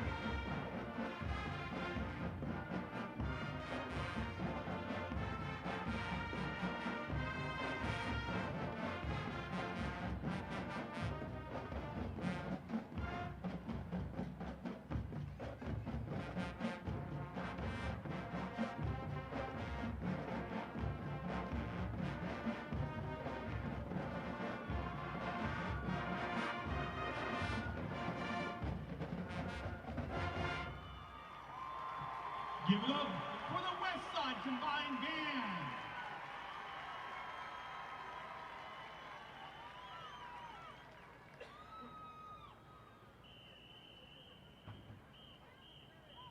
The Odessa High School Bronco Band is under the direction of Sonia Campos, Michael Simpson, and Nicholas Maldonado.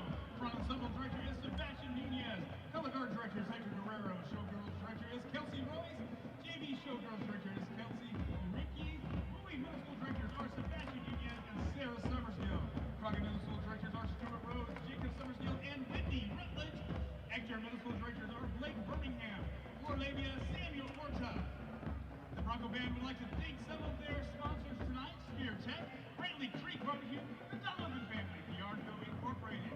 For the love of numbers, Express Transportation, High Roller Sand, and Compact Systems, God Energy and Allure Trucking, US Sitka, and Ace Fluid Solutions. A special thanks to Bush's Chicken for feeding the band tonight. Thank you all to our band booster parents and officers for supporting our band and its great students.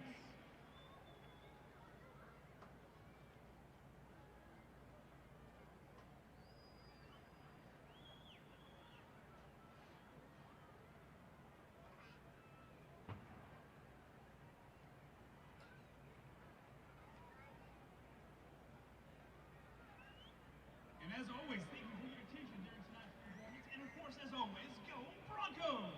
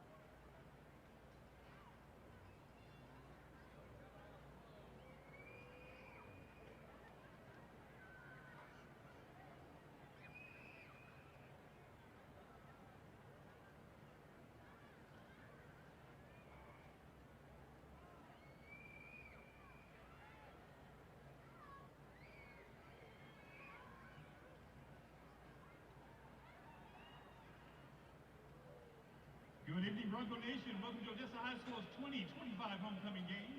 The Odessa High School administration team and student council would like to thank everyone for coming out and supporting our students and our school.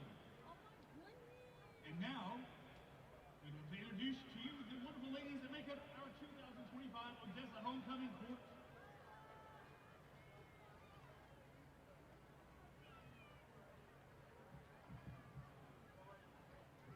First, we have Georgina Kudar. Georgina is being escorted by her mother, Susanna Rodarte, and grandfather, Bernardino Rodarte. Georgina is a part of the Odessa High School Girls, Showgirls, and International Baccalaureate program.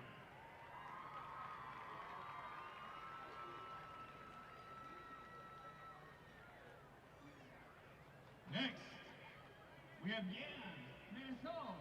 Yams is being escorted by her mother, Lynette Calhoun, and her father, Christian Calhoun. Yams is a part of the athletic trainers, is a spirit commissioner for student council, and plans to attend UTSA to study criminal justice.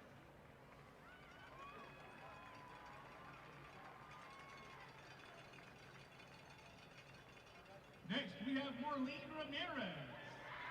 Marlene is being escorted by her mother, Jackie Ramirez, and father, Nico Ramirez.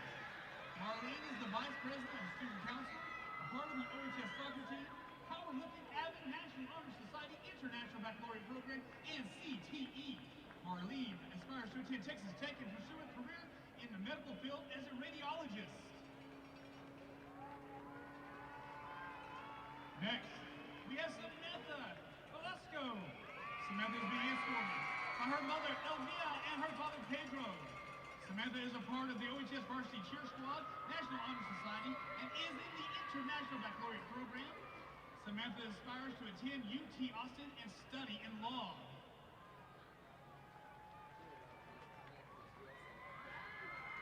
Next, we have Natalia Baez. Natalia is being escorted by her mother, Denise Gonzalez, and her stepfather, Aaron Gonzalez. Natalia is a dedicated member of the OHS Varsity Cheerleading Team, powerlifting, and National Honor Society. Natalia plans to pursue a career in the medical field as a registered nurse.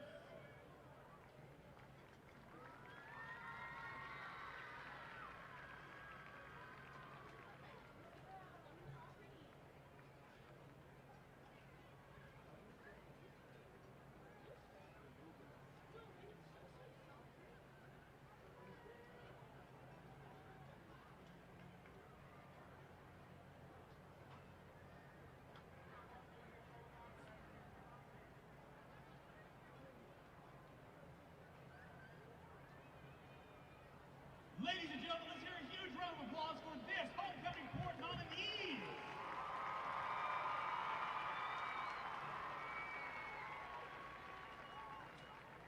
And now, the moment these young ladies have been waiting for.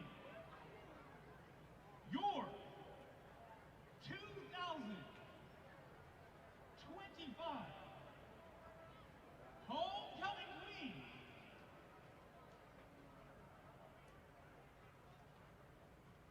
Marlene Ramirez.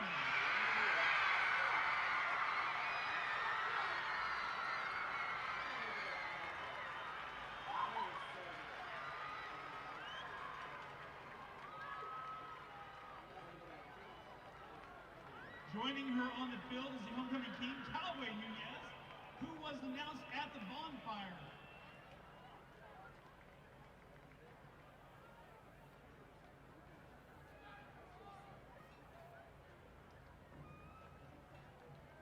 We would like to thank all the participants, ladies and gentlemen, as well as our homecoming king and queen. And as always, ladies and gentlemen, go Broncos!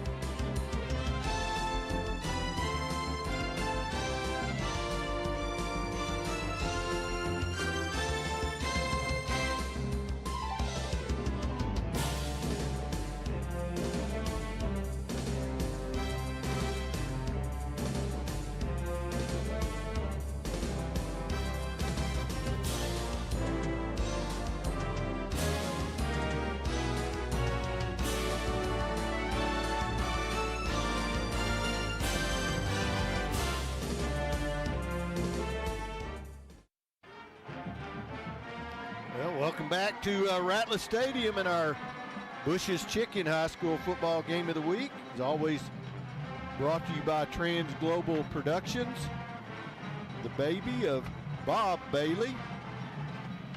Trans Global is. And the Broncos come into the second half trailing 31-7. They will get the ball first and need to see if they can put some points on the board. Got some congratulations here to the Odessa High Broncos homecoming court. Consisted of Georgina Cuellar, Yams Mariscal, Marlene Ramirez, Samantha Velasco, and Natalia Vaez. And your homecoming queen this year is Marlene Ramirez. So congratulations to her. And also the king, number 16 for the Broncos, Adiel Nunez. So that's your homecoming court king and queen this year for the Odessa High School Broncos. Quickly, Kyle, why don't you give us a little quick update on the statistics? Yeah, the statistics are a little one-sided as the scoreboard is right now, with the LD Bell Blue Raiders dominating statistically as well. 276 total yards for them in the first half to 111 for the Broncos. At 122 yards rushing, led by number 22, Brendan Gleim, their running back, 16 carries, 116 yards, and 2 touchdowns. Their quarterback, Braylon Harris, 5 of 9 for 109. Broncos had 41 yards rushing in the first half, led by Aiden Garcia's 31 yards on 4 carries. Joe Ortega, 5 of 12 for 70 yards in the first half, did throw the 1 interception. And they were led receiving-wise by Bo Rodriguez's 4 catches for 55 yards. 13's his number. So I think the Broncos have to come in this second half, Clay, and they've got to just try to win the second half as best they can. The scoreboard, you can't change from the first half. See if you can come out, establish something positive, and get some things rolling your way in the second half. Well, low snap. Ortega grabs it. Garcia is going to spin forward for a gain of only about 2. Bronco offensive line has got to do a better job of getting some holes, run the ball, get some momentum going in that running game. With 41 yards in the first half, that's tough to win when you're not running the football offensively. You know, we talked about the 3 returning receivers. Well, we hadn't heard anything from Andrew Rodriguez yet, and now I know why. Because I saw him walking down the bleachers with his jersey and shorts and has a problem with the left hand, it looks like. wow. So injury problem there is that pass is going to be incomplete, going to bring up 3rd and 8 now for the Broncos. Yeah, they tried to throw that out here to the motion man in the right flat and just kind of short-armed it, didn't get it there. Ortega did. And now they've got 3rd and long at the 30-yard line of the Odessa High Broncos. Here comes that blitz, but the Broncos do pick it up briefly, but too much pressure up the middle. Actually, that's not Ortega. That is Xavier Kelly in at quarterback right now for the Broncos. They decided to make a change and see if they could jump start the offense. Did not do it on this first drive, so they'll have to punt the football away to LD Bell. Yeah, there is Ortega on the sideline. Appears to be okay, although he is sitting on the trainer's table, so not sure what's up with that. He did take a beating in some cases in that first half. The LD Bell Blue Raider defense brought lots of pressure on him in that first half. Nice kick, going to be fielded right at the 40-yard line there. But you've got a good return, a lot of green. That's number 27, Caden DeGuio. And he is going to take the ball down to, where are they going to mark that? Looks like at about the 9-yard line. Yeah, maybe the 5-yard line. Yep. Okay, let's just wait and see. How about that? Yeah. But once again, special teams playing a big part in this ball game. And LD Bell going to start almost in the house as the 5-yard line of the Broncos. LD Bell, first and goal. Ball at the Broncos 5-yard line. So let's see if, no, Harris is in the game. Thought they might come out with that a Wildcat formation, but Harris is in the game. Looks like Houston and Glime both in the backfield with him. It's going to be Glime. Well, flag on the play. Penalty marker on the play. We did have some penalties in that first half. We did. Before the snap, false start. Offense, number 71. 5-yard penalty, remains first down. 9 penalties for LD Bell in that first half. 5 for the Broncos, actually 6 for the Broncos. Yeah. How much? Well, I didn't get the totals. Okay. Yep. First and goal now from the 10. Bell once again with Houston this time carrying over that left side. He's inside the 5, going to get it all the way down to about the 3-yard line. Coming into your front room there from the north end zone. Almost got over your coffee table there. Jeremiah Houston, the ball carrier. A little short at the 3-yard line. Second and goal for the Blue Raiders. Second down and goal. Waiting for the play there. Looks like they signal the plays in. You know, that's something we noticed last night, that the Panthers and the East Lake Falcons, neither one using the wearable technology. Houston this time, well, he's going to fight off one tackle. Boy, he gets stood up there at the last minute. I believe that once again was Miguel Ramos. And he stuck a shoulder in there and took him down for a gain of maybe a yard. Kevion Shavers in the backfield with a little penetration for the Bronco defense there. Yeah, that was a good play because that messed everything up. Yep. Penetration will do that at times from the defense. Third and goal from the 2-yard line. Let's see if we get a little run pass option here, or a little zone read from the Blue Raiders. Yep. There it is. Oh, nope, good play. Well, I didn't catch I think it was Lionel Green. There we go. Number 0. No huddle. Oh, here's the Wildcat. Glime's going to take it over the left side, and looks like he is just going to inch his way into the end zone for the LD Bell touchdown. Yep, they lined up there. No huddle. Didn't allow the Bronco defense to get lined up there. Got set and snapped it to the running back. Got in for another Blue Raider touchdown. Extra point attempt to come at the 10-yard line. We just saw, I don't think the leg is a problem. Yeah, here. it won't be short. No. Unless a norther comes through. Grady Matcham boots it through, but yeah, ended the half with that 60-yard field goal. I tell you what, if you missed the first half and didn't get a chance to see that, go back and look at it. It's amazing. 8:25 remaining in the third quarter. Your score now 37-7. Early each morning, as we turn on the lights and heat up the fryers, then prepare the food, the owners of Bush's Chicken are working for you. Our owners are husbands and wives, sisters and brothers. We are family, and we take joy in our family, serving your family. Before you end your day, we hope you'll stop by. Bush's Chicken, simple.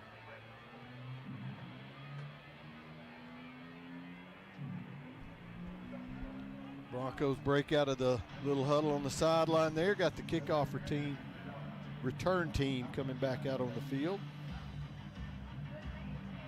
Yeah, the words aren't just rolling off my lips here all night long. It's the weather. Well, it is definitely a lot cooler in here tonight. I want to thank Gary Weatherford and his crew, his bunch, for getting that taken care of yesterday. Much more comfortable. And Matcham now puts his big boot into the ball. Well, that's going to be returnable. That's going to be Armour again from his 7. And this time still on his feet, though. Man, he took a shot, but tough run.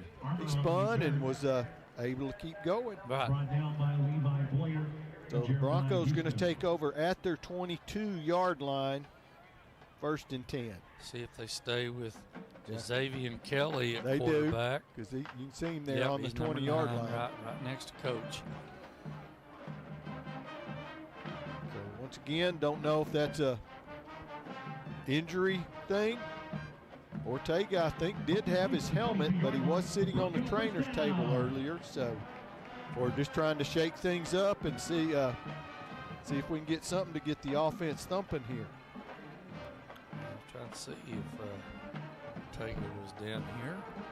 Garcia, a little bit too much east and west there instead of north and south. Didn't have a lane to run through, Clay. Yep.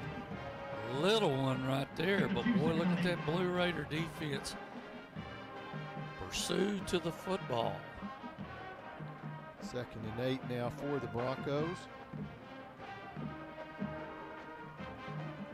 Going to have 2 receivers top and 2 bottom. Baldonado split way out here almost to the numbers. And boy, that's the place to go right now if you have time to throw it. Kelly throws, but miscommunication there with the receiver as he was being forced out of bounds and did not turn around. The defender was running step for step with him over there. Did not try to run the fade or the go route up the sidelines, Clay said. Just did not have anywhere really to put that ball. Good coverage, incomplete pass, 3rd and 8 for the Broncos from their own 24-yard line.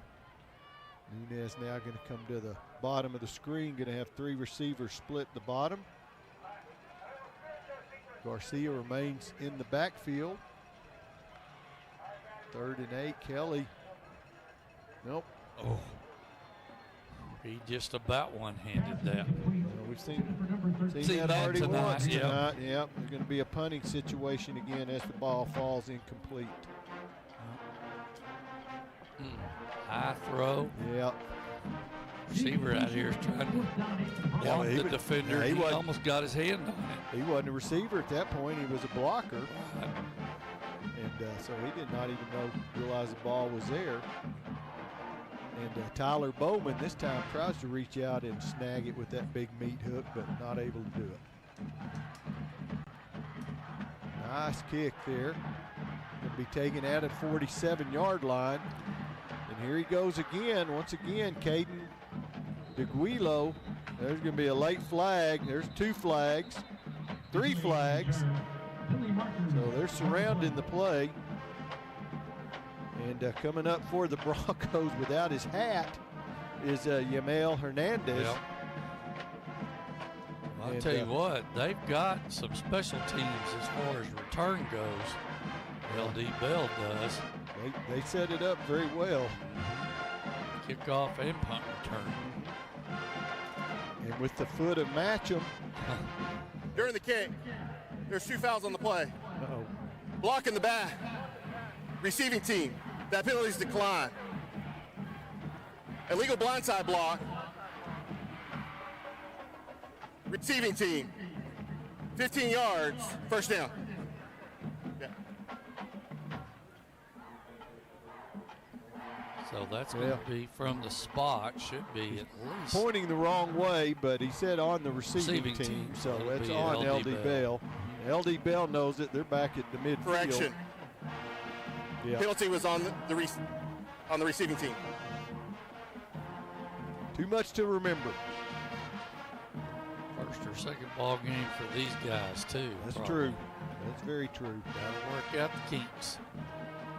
It's preseason for everybody. Yep, sure is. Going to move that ball back to the 47-yard line of the Broncos.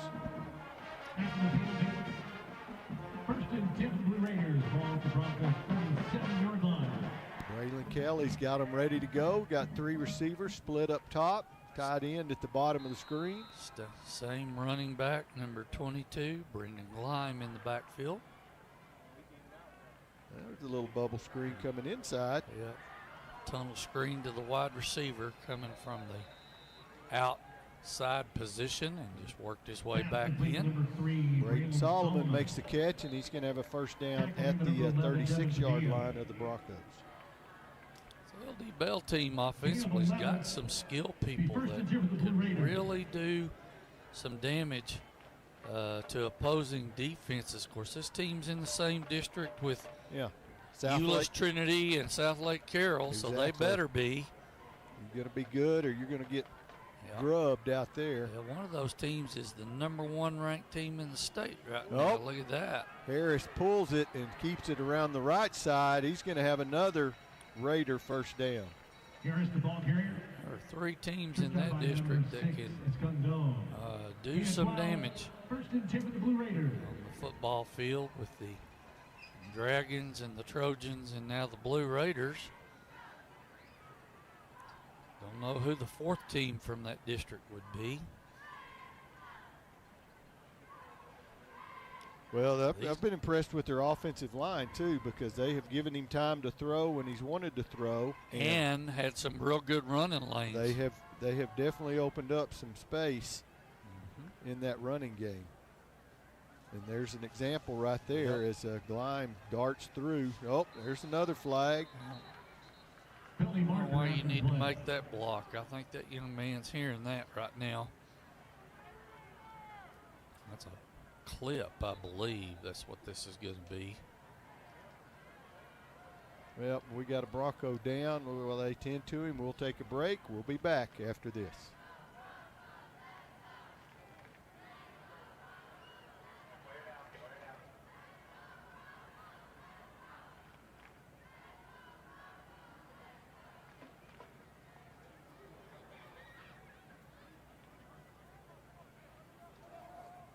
After the play, unsportsmanlike conduct.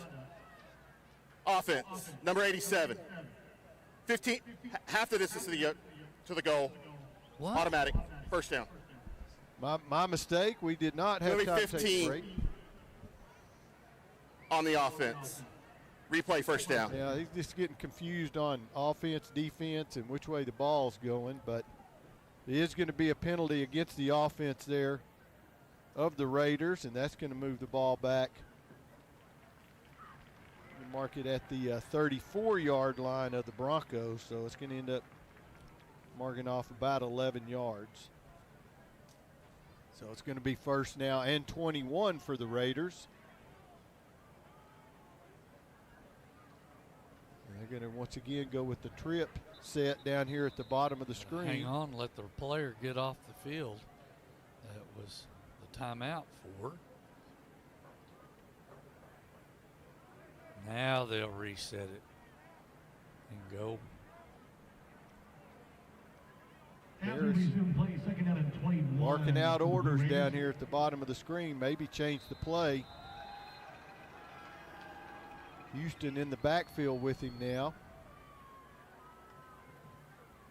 He's going to carry it up the middle, and he's going to find the run in space. It's going to be down inside the 20, and there's more late flags. There's 2 flags at least. He took the ball away from the runner there. Sure looked like it. I don't know, but there's another helmet off, and all sorts of goings on here. Tomfoolery. Yeah, at Ratliff Stadium tonight. So let's see where the Yankees, the Yellow Hankies. The Yankees. Yeah. Penalty marker on the play. Are they now? Send us going here. Officials trying to figure it out. Who did what and where and which direction. Illegal precipitation on the offense, number 76. Participating in the play when his helmet came off. It's going to be 15 yards. Replay, second down. Yep, need to get a little further away from the guys there when you make that call. But that is going to move them back 15 yards to the 41. 39, excuse me. 39, actually going to be 5 yards from the original line of scrimmage. So now, second down and about 26, I believe.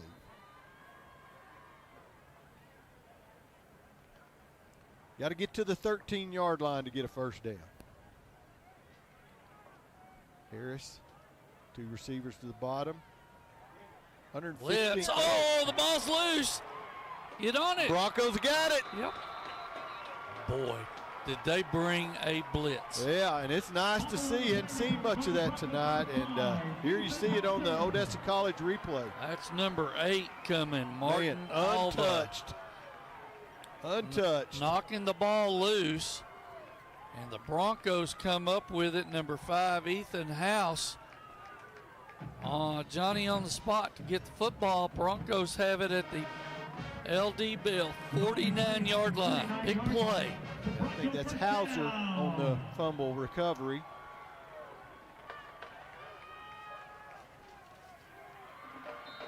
$115 yards of penalty for LD Bell tonight. Man, they've got some. It's going to leave them something to work on regardless of the score. Right.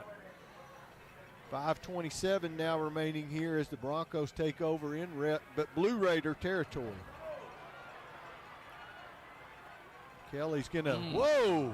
Boy, he gets stood up, and then coming in to put the hammer down was Dalton Melendrez. And he came off the corner. 33 did for them. That is Yahir Reyes coming on an outside rush. Got to the quarterback, forced him to run around to the right. I think almost like you. If he decided to run a little quicker and go on, I think he'd have got a few more yards. He did end up getting about 3 on first down. Garcia, no, it's not Garcia. Actually, that was Tony Gomez, and he's going to get tripped up and get the ball back to the original, to the line of scrimmage. 3rd and 7. He's going to go with 3 receivers top of the screen. No safety in the middle of the field. They don't believe OHS is going to attack them there. Yeah. I don't know if they'll have time. I mean, that's it. That's exactly it. Is they don't think he's going to have time to get a ball off there.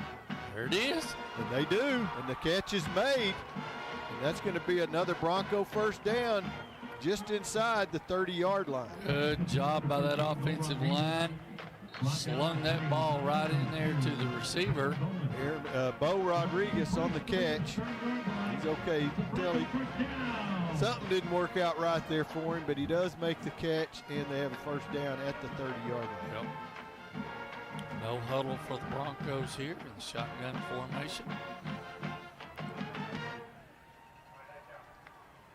And Bell does have people in the middle of the field now. Kelly wings it out. Baldonado makes the catch inside the 25-yard line. Out route down here. He's in the slot here on this side. Just ran the out route. Right with a linebacker on him, number 32 there. Cole Martin for the Blue Raiders. Got about 7 on first down. Change of play. It's from the line square from the sideline. We got 6-5 in the box. There Gomez, it is. Right up the middle, a big hole for Gomez, and he's going to have another Bronco first down around the 17. Yep. Good blocking right in the middle of that Bronco offensive line. Rodriguez, Kalunga, Yanez, Brasher, and Brito doing the job up front. Yeah, we've seen flashes from this Bronco offense. It's just not consistency. Finish. They got to finish. And the turnover, a couple of turnovers that hurt him, especially the one as he was running into the end zone, basically. But just haven't seen the consistency. And that was one of my keys. Being consistent offensively will help this Bronco team, A, continue drives, finish them off, keep their defense off the field on the sideline, and allow them to control, do some clock management play. I think that would help them a lot too. Jimmy Avila on the carry there for the Broncos in the backfield again on this play. He's going to go out. Oh, looking deep. Oh, flag on the play deep in the secondary. Right in the middle of the field. Be a little defensive holding, maybe. Yeah, I'm not sure. It's rarely an offensive penalty from that vantage point. Holding. Defense. Number 4. 10-yard penalty. Automatic. First down.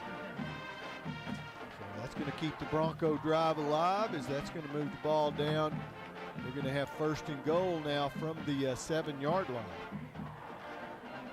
So another 10 yards added to that total makes that 125 yards in penalties now for the Blue Raiders. Finish the drive, get some points. Oh, that's going to be contact. I think the nose made contact there. Yeah, they're calling offside. They're signaling offside anyway.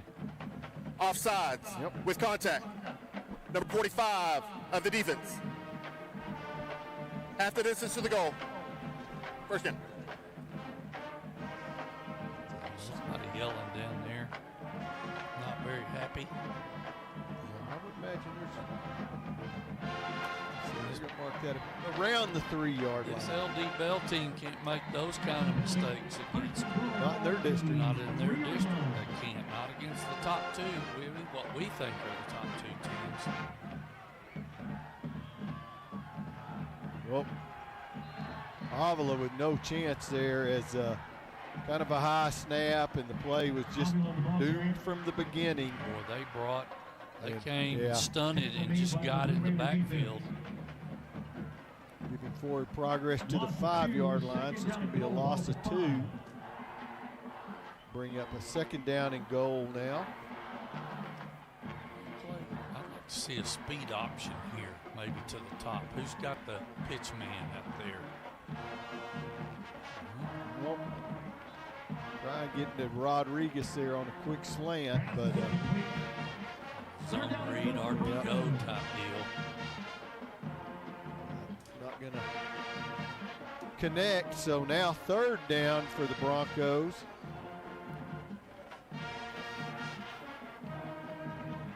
So let's see if they see what kind of play they're going to pull out of the hat here. As need to get this into the end zone, but Bale furiously trying to prevent that. Time to throw this time. Kelly goes deep in the end zone. It's caught. Caught it. Touchdown. Touchdown Broncos. It's Maldonado. Maldonado. Wow. Finally got him a ball. Yep. Man. And he caught that in some traffic. Watch the replay here. Yep. He just goes up and gets it. Yeah. Fights the defender and takes it away from him. What a great job by Kobe Maldonado, and a good throw from the quarterback. Yep, Kelly put it out there where it was going to be Maldonado or no one almost, but man, Maldonado went up and made a play. Sure did. Now on for the extra point. Zubia, nope, they faked it, and he is not going to get in. Extra point try is no good. Nope, and that's going to be another 15, I'm pretty sure, on LD Bell there after the play. Broncos 13. It's got some little more hanky-panky going on. Tomfoolery. Here's the call.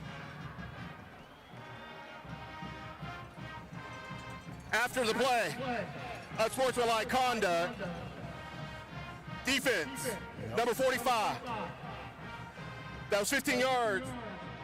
Will you force on the kickoff? Give the Broncos the opportunity to onside if they want to. 1:43 remaining here in the 3rd quarter. We'll be back. In the 4th quarter, El Paso, Pebble Hill 6. Let's go! The Texas oil boom has returned, and Rexco Poly Fittings is your Lone Star choice in polyethylene, steel, and brass needs with a wide variety to choose from. Locally owned and operated in the Permian Basin since 1982, Rexco's experienced staff will help you get the right fittings and valves to help you get the job done. Go to RexcoPoly.com. Rexco, your poly supply company, Odessa. Rexco!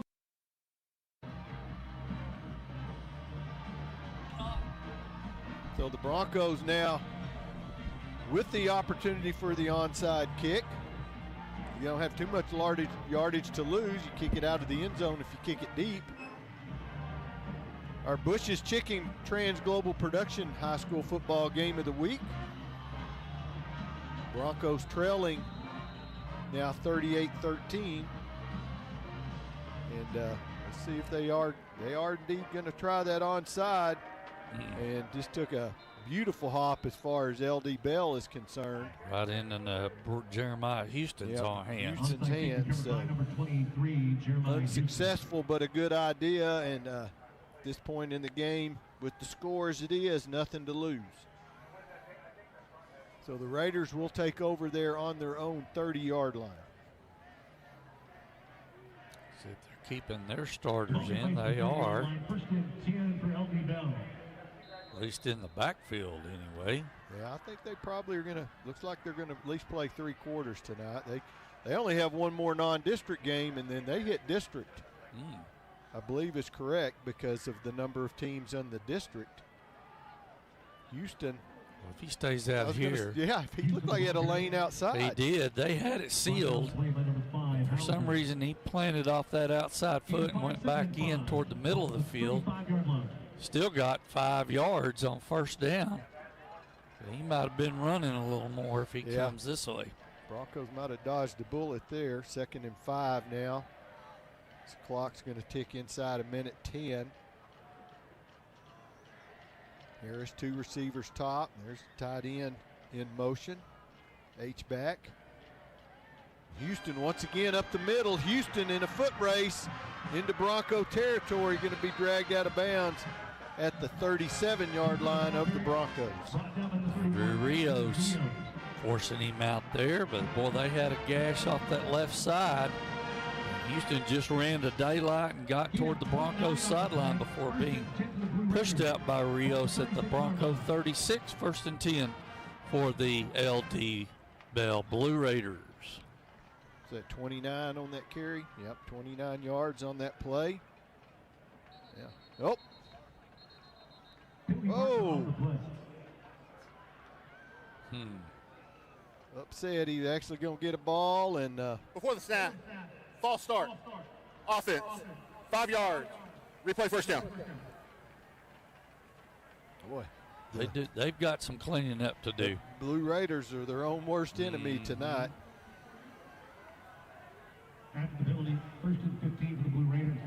So that's going to put them up, I know, over 130 yards of penalties anyway. So, like I said, you think whatever you want, guys, but we got some stuff we got to take care of. Yeah, they won't. They can't. Nathan's right. They can't do that against good teams. There's Houston again. He's going to break it outside this time, and he's going to get back the penalty yardage plus about 5 all the way down to the Bronco 30, a gain of about 11. Lionel Green, number 0 on the tackle out here. Took his legs out right there. Got about 6 yards there. Be 2nd and 4. Yeah, they give him the extra yard there. So Bronco defense probably starting to wear down a little bit. Only 2nd game of the year. Been on the field a lot tonight. There's Houston again. This time he's going to have a first down and carry the ball down inside the Bronco 20. Martin Alva on the tackle, number 8 for the Bronco defense. Not before they get a first down. Ball's going to be spotted at the, looks like about the 17, 18-yard line of Odessa High School. Going to be a gain of 12. That is going to be the last play of the 3rd quarter. Broncos trailing 38-13. Come back with us in the fourth quarter.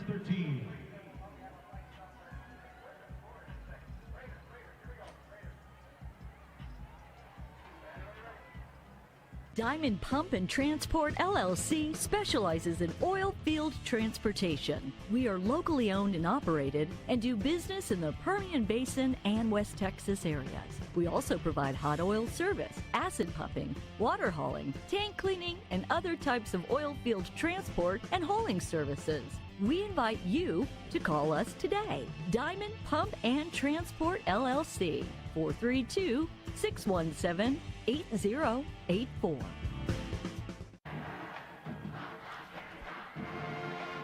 Hello there, youngins up in the bleachers. Our Trans Global production, Bush's Chicken High School Football Game of the Week.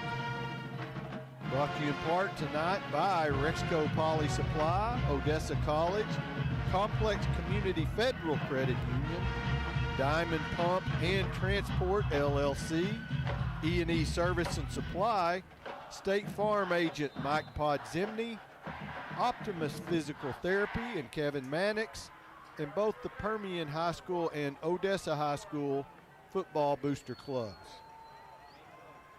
There's a run up the middle. This time it's going to be Jacob Preskinis, who's had the two big kickoff returns tonight. We've seen him run a little bit. He's going to get the ball down to about the 10. That's good stuff there. If you're a LD Bell fan, good blocking off the left side. They've got some depth at running back too, don't they? They do.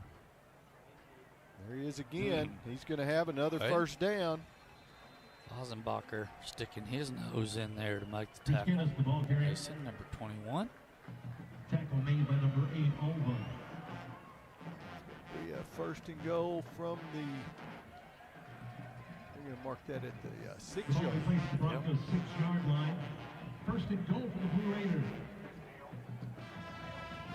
The Raiders do. They got different running back this season, but that's still Harris, I believe, in at quarterback. He's going to throw underneath. Wide open there is number 81, Tazen Rushman, and he makes the catch for the Blue Raider touchdown. Yep, he just ran the drag route coming from the near side over to the far after everybody cleared out. Yeah, he kind of got lost in the shuffle. Yes, he did. It's good play design. And he was by himself as he caught the football there.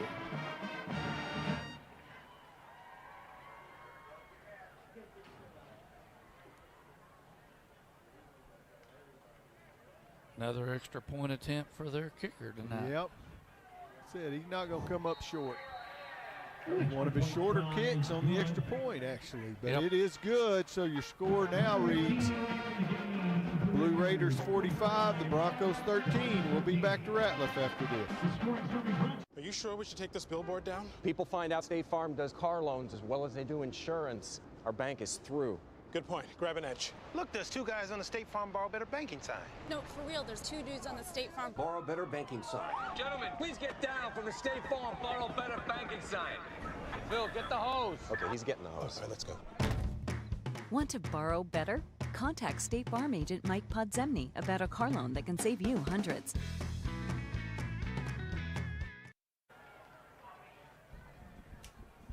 Yep. Welcome back, and once again to our Bush's Chicken Game of the Week. I think I'm going to end up going and get some gizzards tomorrow at Bush's Chicken. This sounds so good. So good. Yeah, we fought over the gizzards. We fought over the heart. The neck. Between you and the cat? I'm telling you, boy.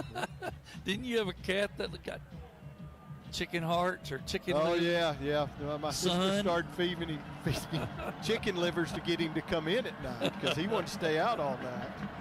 But he knew about dark, a little after dark, if he came in, he was going to get some chicken liver and they'd lock him in the house. Armour's going to bring it out, and he's going to fight his way out over the 25. Ball is loose, but the Broncos fall on it.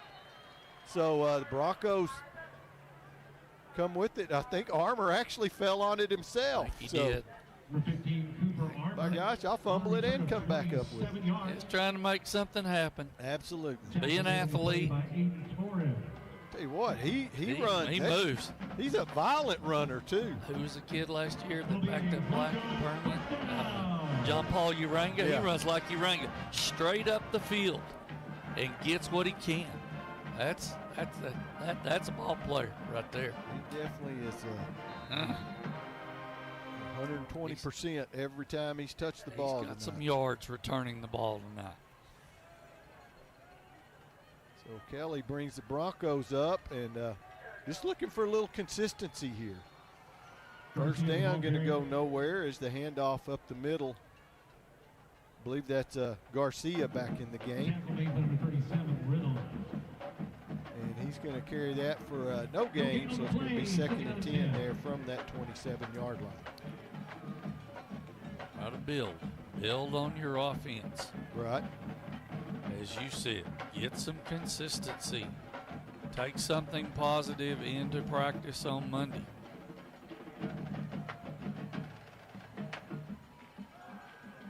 Kelly this time going to go under. At a short window to throw there. No. You're down. Yeah.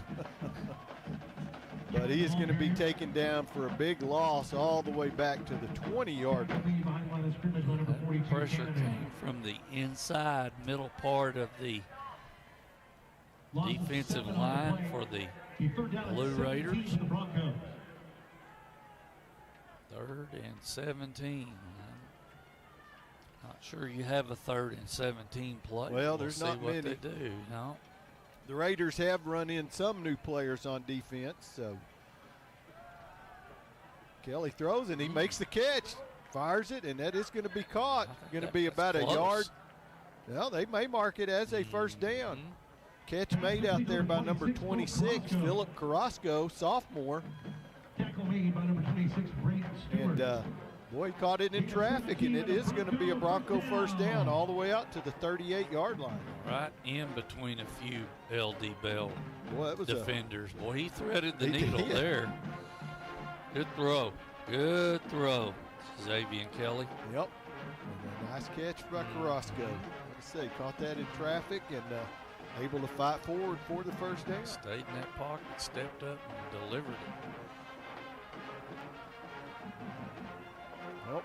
Pocket's going to collapse this time. Yeah, that's one of those you learn with experience. You got to find somewhere to throw that ball away. Yep. Be dragged down back at about the 34-yard line. Longer you hold that ball, there's a better chance that rush is going to get there. Right. Loss of 4, 2nd out of 14. What do you hear all the time about that internal clock going in your head as a quarterback? Yep, and you can't understand how quick that is. No. 4 seconds is a lot different down there than it is up here. Uh-huh. Kelly, this time they're coming a little blitz. Oh, look at there. Oh. Nope, just got tipped. Yep. If it doesn't get tipped, 23's running down here. Avila. Avila would have had that. Incompletion brings up 3rd down and 14. He had broken open. He was definitely behind the defender. Good play design. It was open. You're right. He was on a linebacker out here. Had a little space to work with. Yeah, 3rd and long now for the Broncos from the 34. Completed it last time if you give him time to throw. But Bell, even though they've got some of the backups in, they're not letting up any on the pressure. Oh, tried the screen and hit immediately as Avila.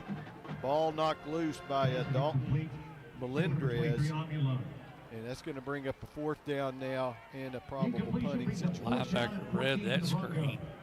He was right out there as the ball got there. Good recognition by him.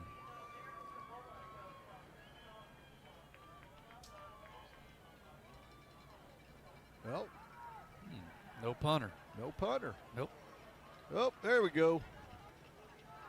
Knew we were missing somebody.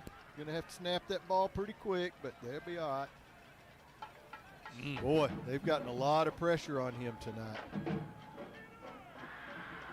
Get away from it. Boy, Bell players awful close. Going to Yeah, get they down were. there by Ethan Hauser, and they'll take over at the 26-yard line. But, yeah, the coaches are probably sweating bullets over there. Most teams have a call or a signal word of some kind when they want their guys to get away from those punt returns. They usually yell it, scream it. That means get away from it. Problem is, if you don't know where the ball is, Yeah. you don't know where to get away to. That's right. Nearest sideline. Yep. Wow. No, that's still Harris in at quarterback, and he's going to hand off once again to Houston now. And Houston into the Broncos secondary all the way down to about the 40. His own guy kind of knocked him off there. Watch him as he gets outside here on the left on our OC instant replay. And that's number 88 knocking the runner down for the Blue Raiders. He's out there trying to block, and his guy just ran into him. Andrew Rios over to make the hit for the Broncos, kind of helped send him into that collision with his own player. Yep.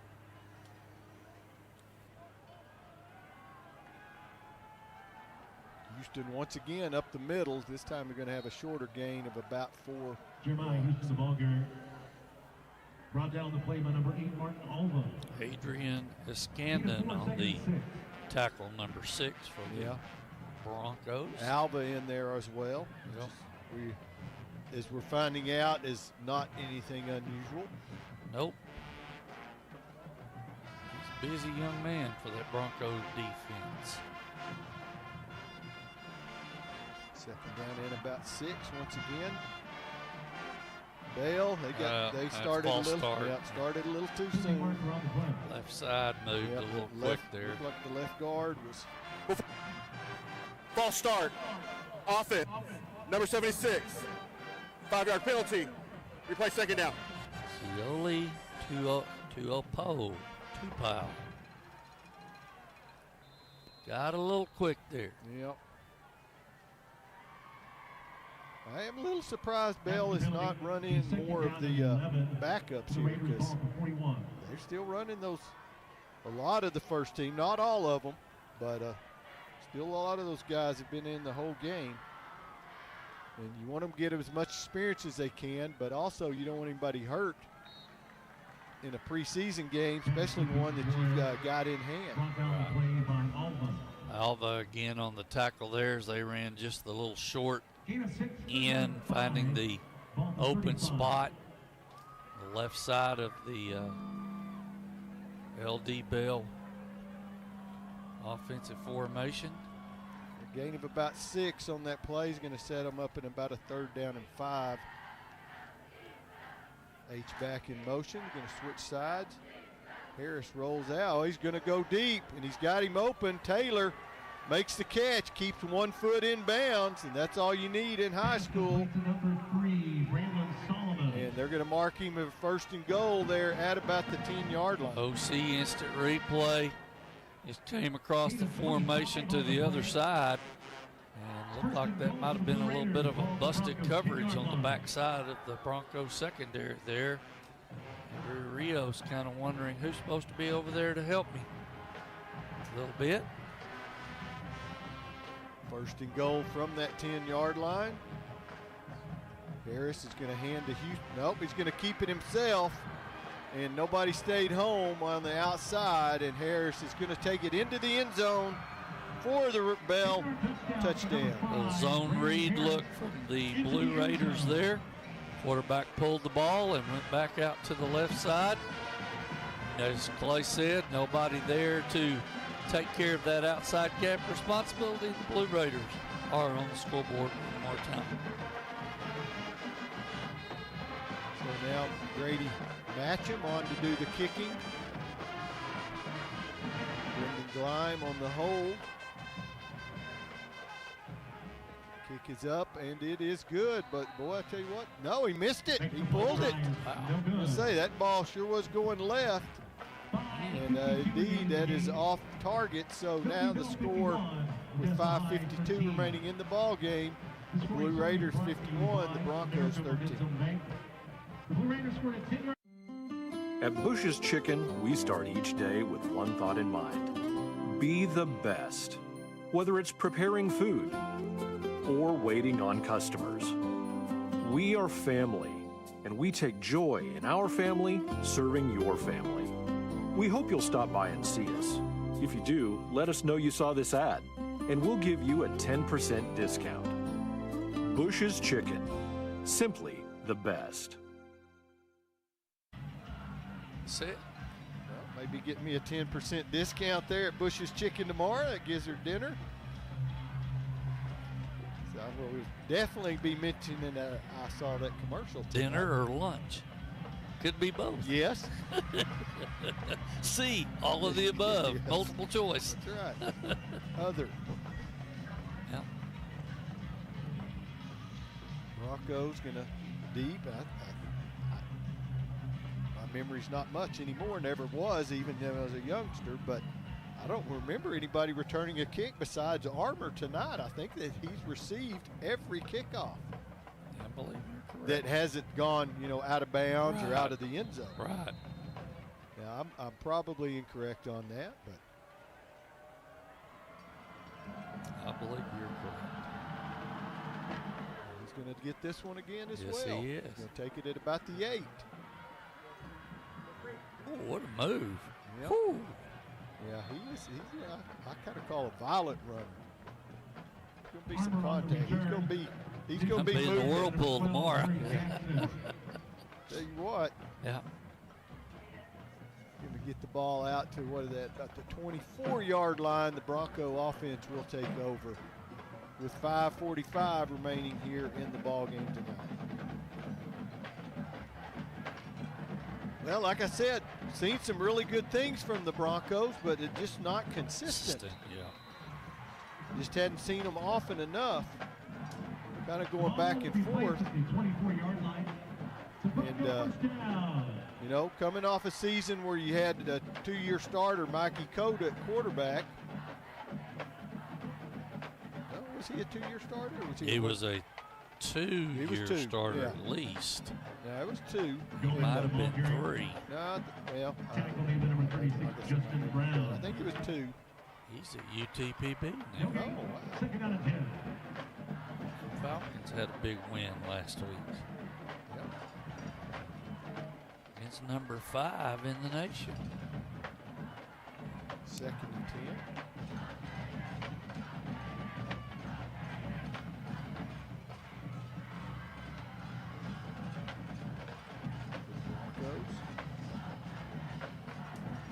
Play call coming in awful slow. I believe the Broncos are going to have to call a timeout. Yep. Marker on the play. Broncos will be in El Paso next week, take on Eastwood. Delay game. Offense. 5-yard penalty. Second down. Take on who? Eastwood, El Paso Eastwood. Eastwood. 7 o'clock Mountain Standard Time start out in El Paso. That's probably at the Socorro Activity Center. There you go. Is that Gomez? Ooh, I'm not sure he went down again there. Brought down on the play by number 36, Brown.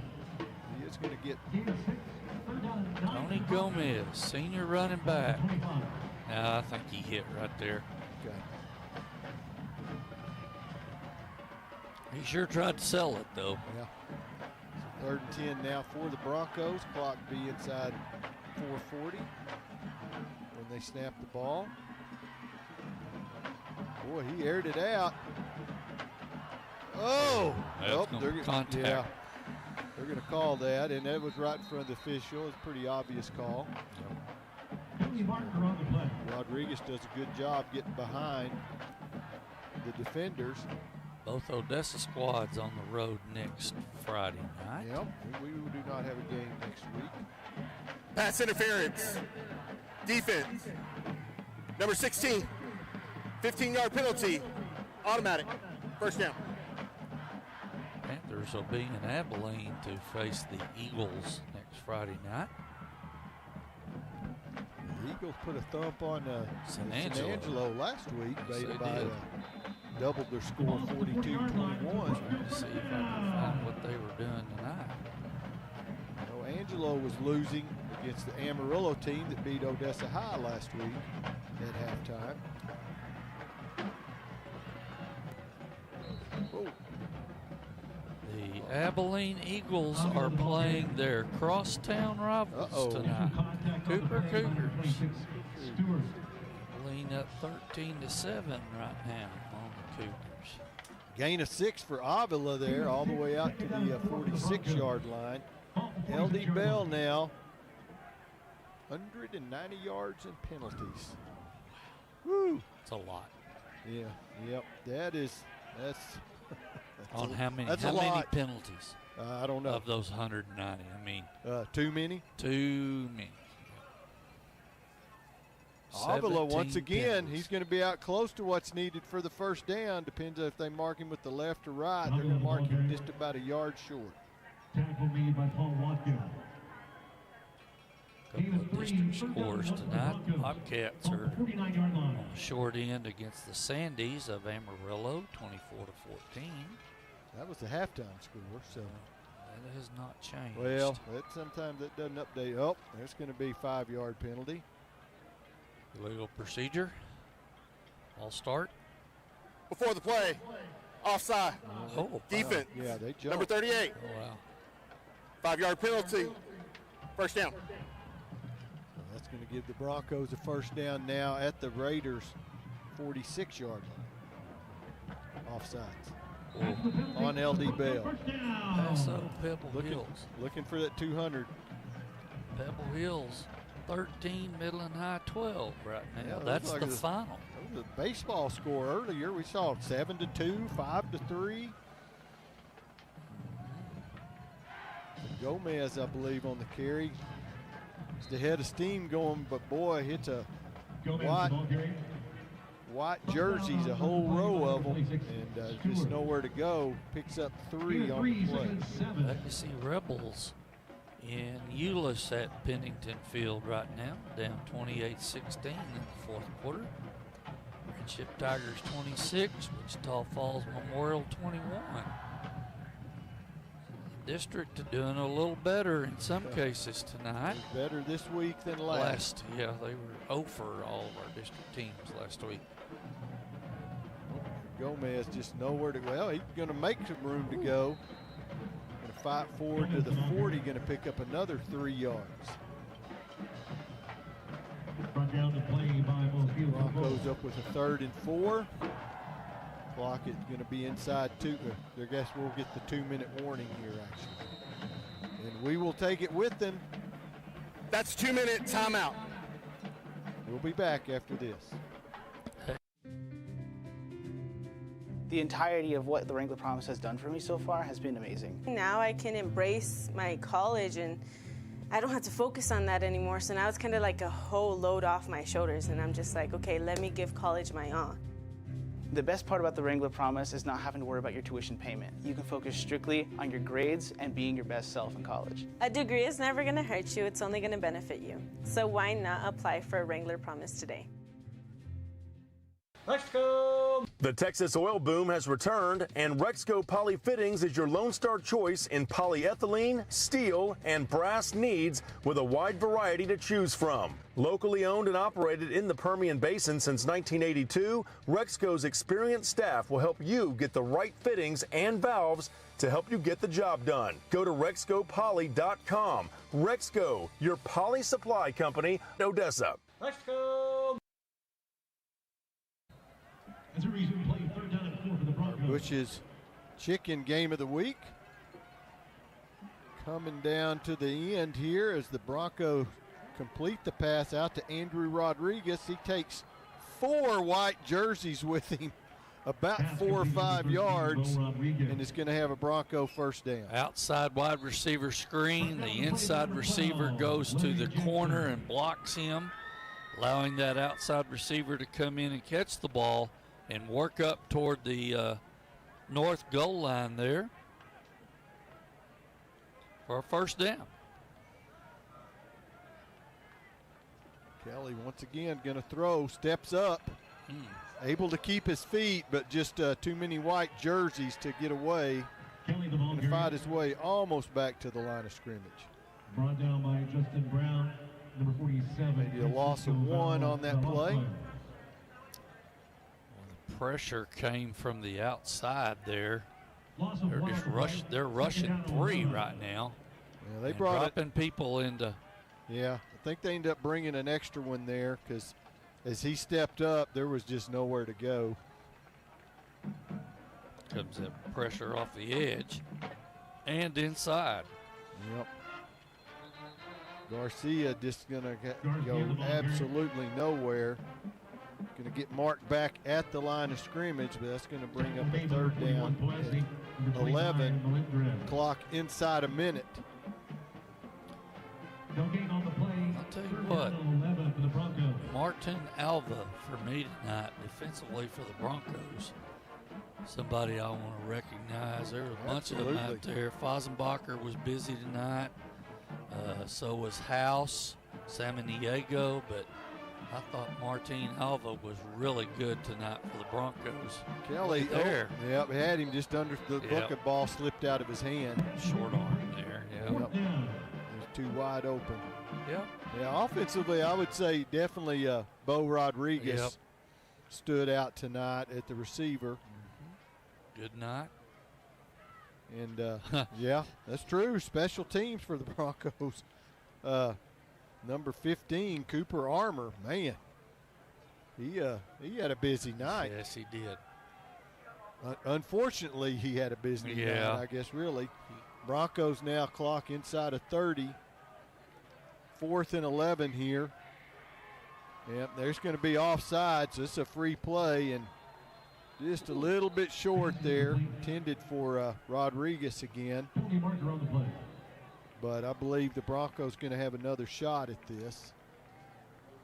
I believe that linebacker blitzing, was across the. Yeah, get those penalty yards down. That should make them, I guess, an even 200. Goodness gracious. Offside. Defense. 5-yard penalty. Replay 4th down. 19 penalties, 200 yards. Coaching staff will not be happy about 10 that. yards a penalty almost. So the Broncos, once again, another shot, 24 seconds on the clock. Got 3 timeouts. Yeah. This is 4th down. They got to pick this up. up. Got to get the first down first here. How many times can I say first in one sentence? Kelly, 2 receivers top. Rodriguez at the bottom. He's going for Rodriguez, going for the end zone. And the coverage is there. Ball knocked away by Gabriel. Oh, how's this for a name for a defensive back? Gabriel Knuckles. And spelled with the K also. So incomplete. So the Bell Blue Raiders will take over with 18 seconds to go. I assume we will see the victory formation. I would think so. Can't imagine that we wouldn't, but no. Broncos got to get ready for a long road trip out to the West Texas town of El Paso, as the song says. Marty Robbins, one of my dad's favorites. Yeah. Well, actually, Jim Reeves was even more of a favorite.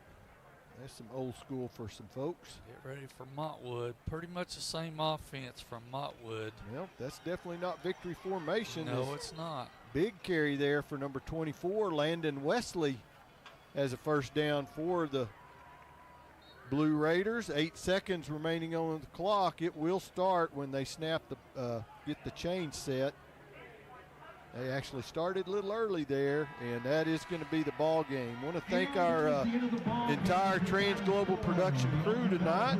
Of course, always we're produced and directed by Bob Bailey. Our replay director is Debbie Bailey. Our cameramen tonight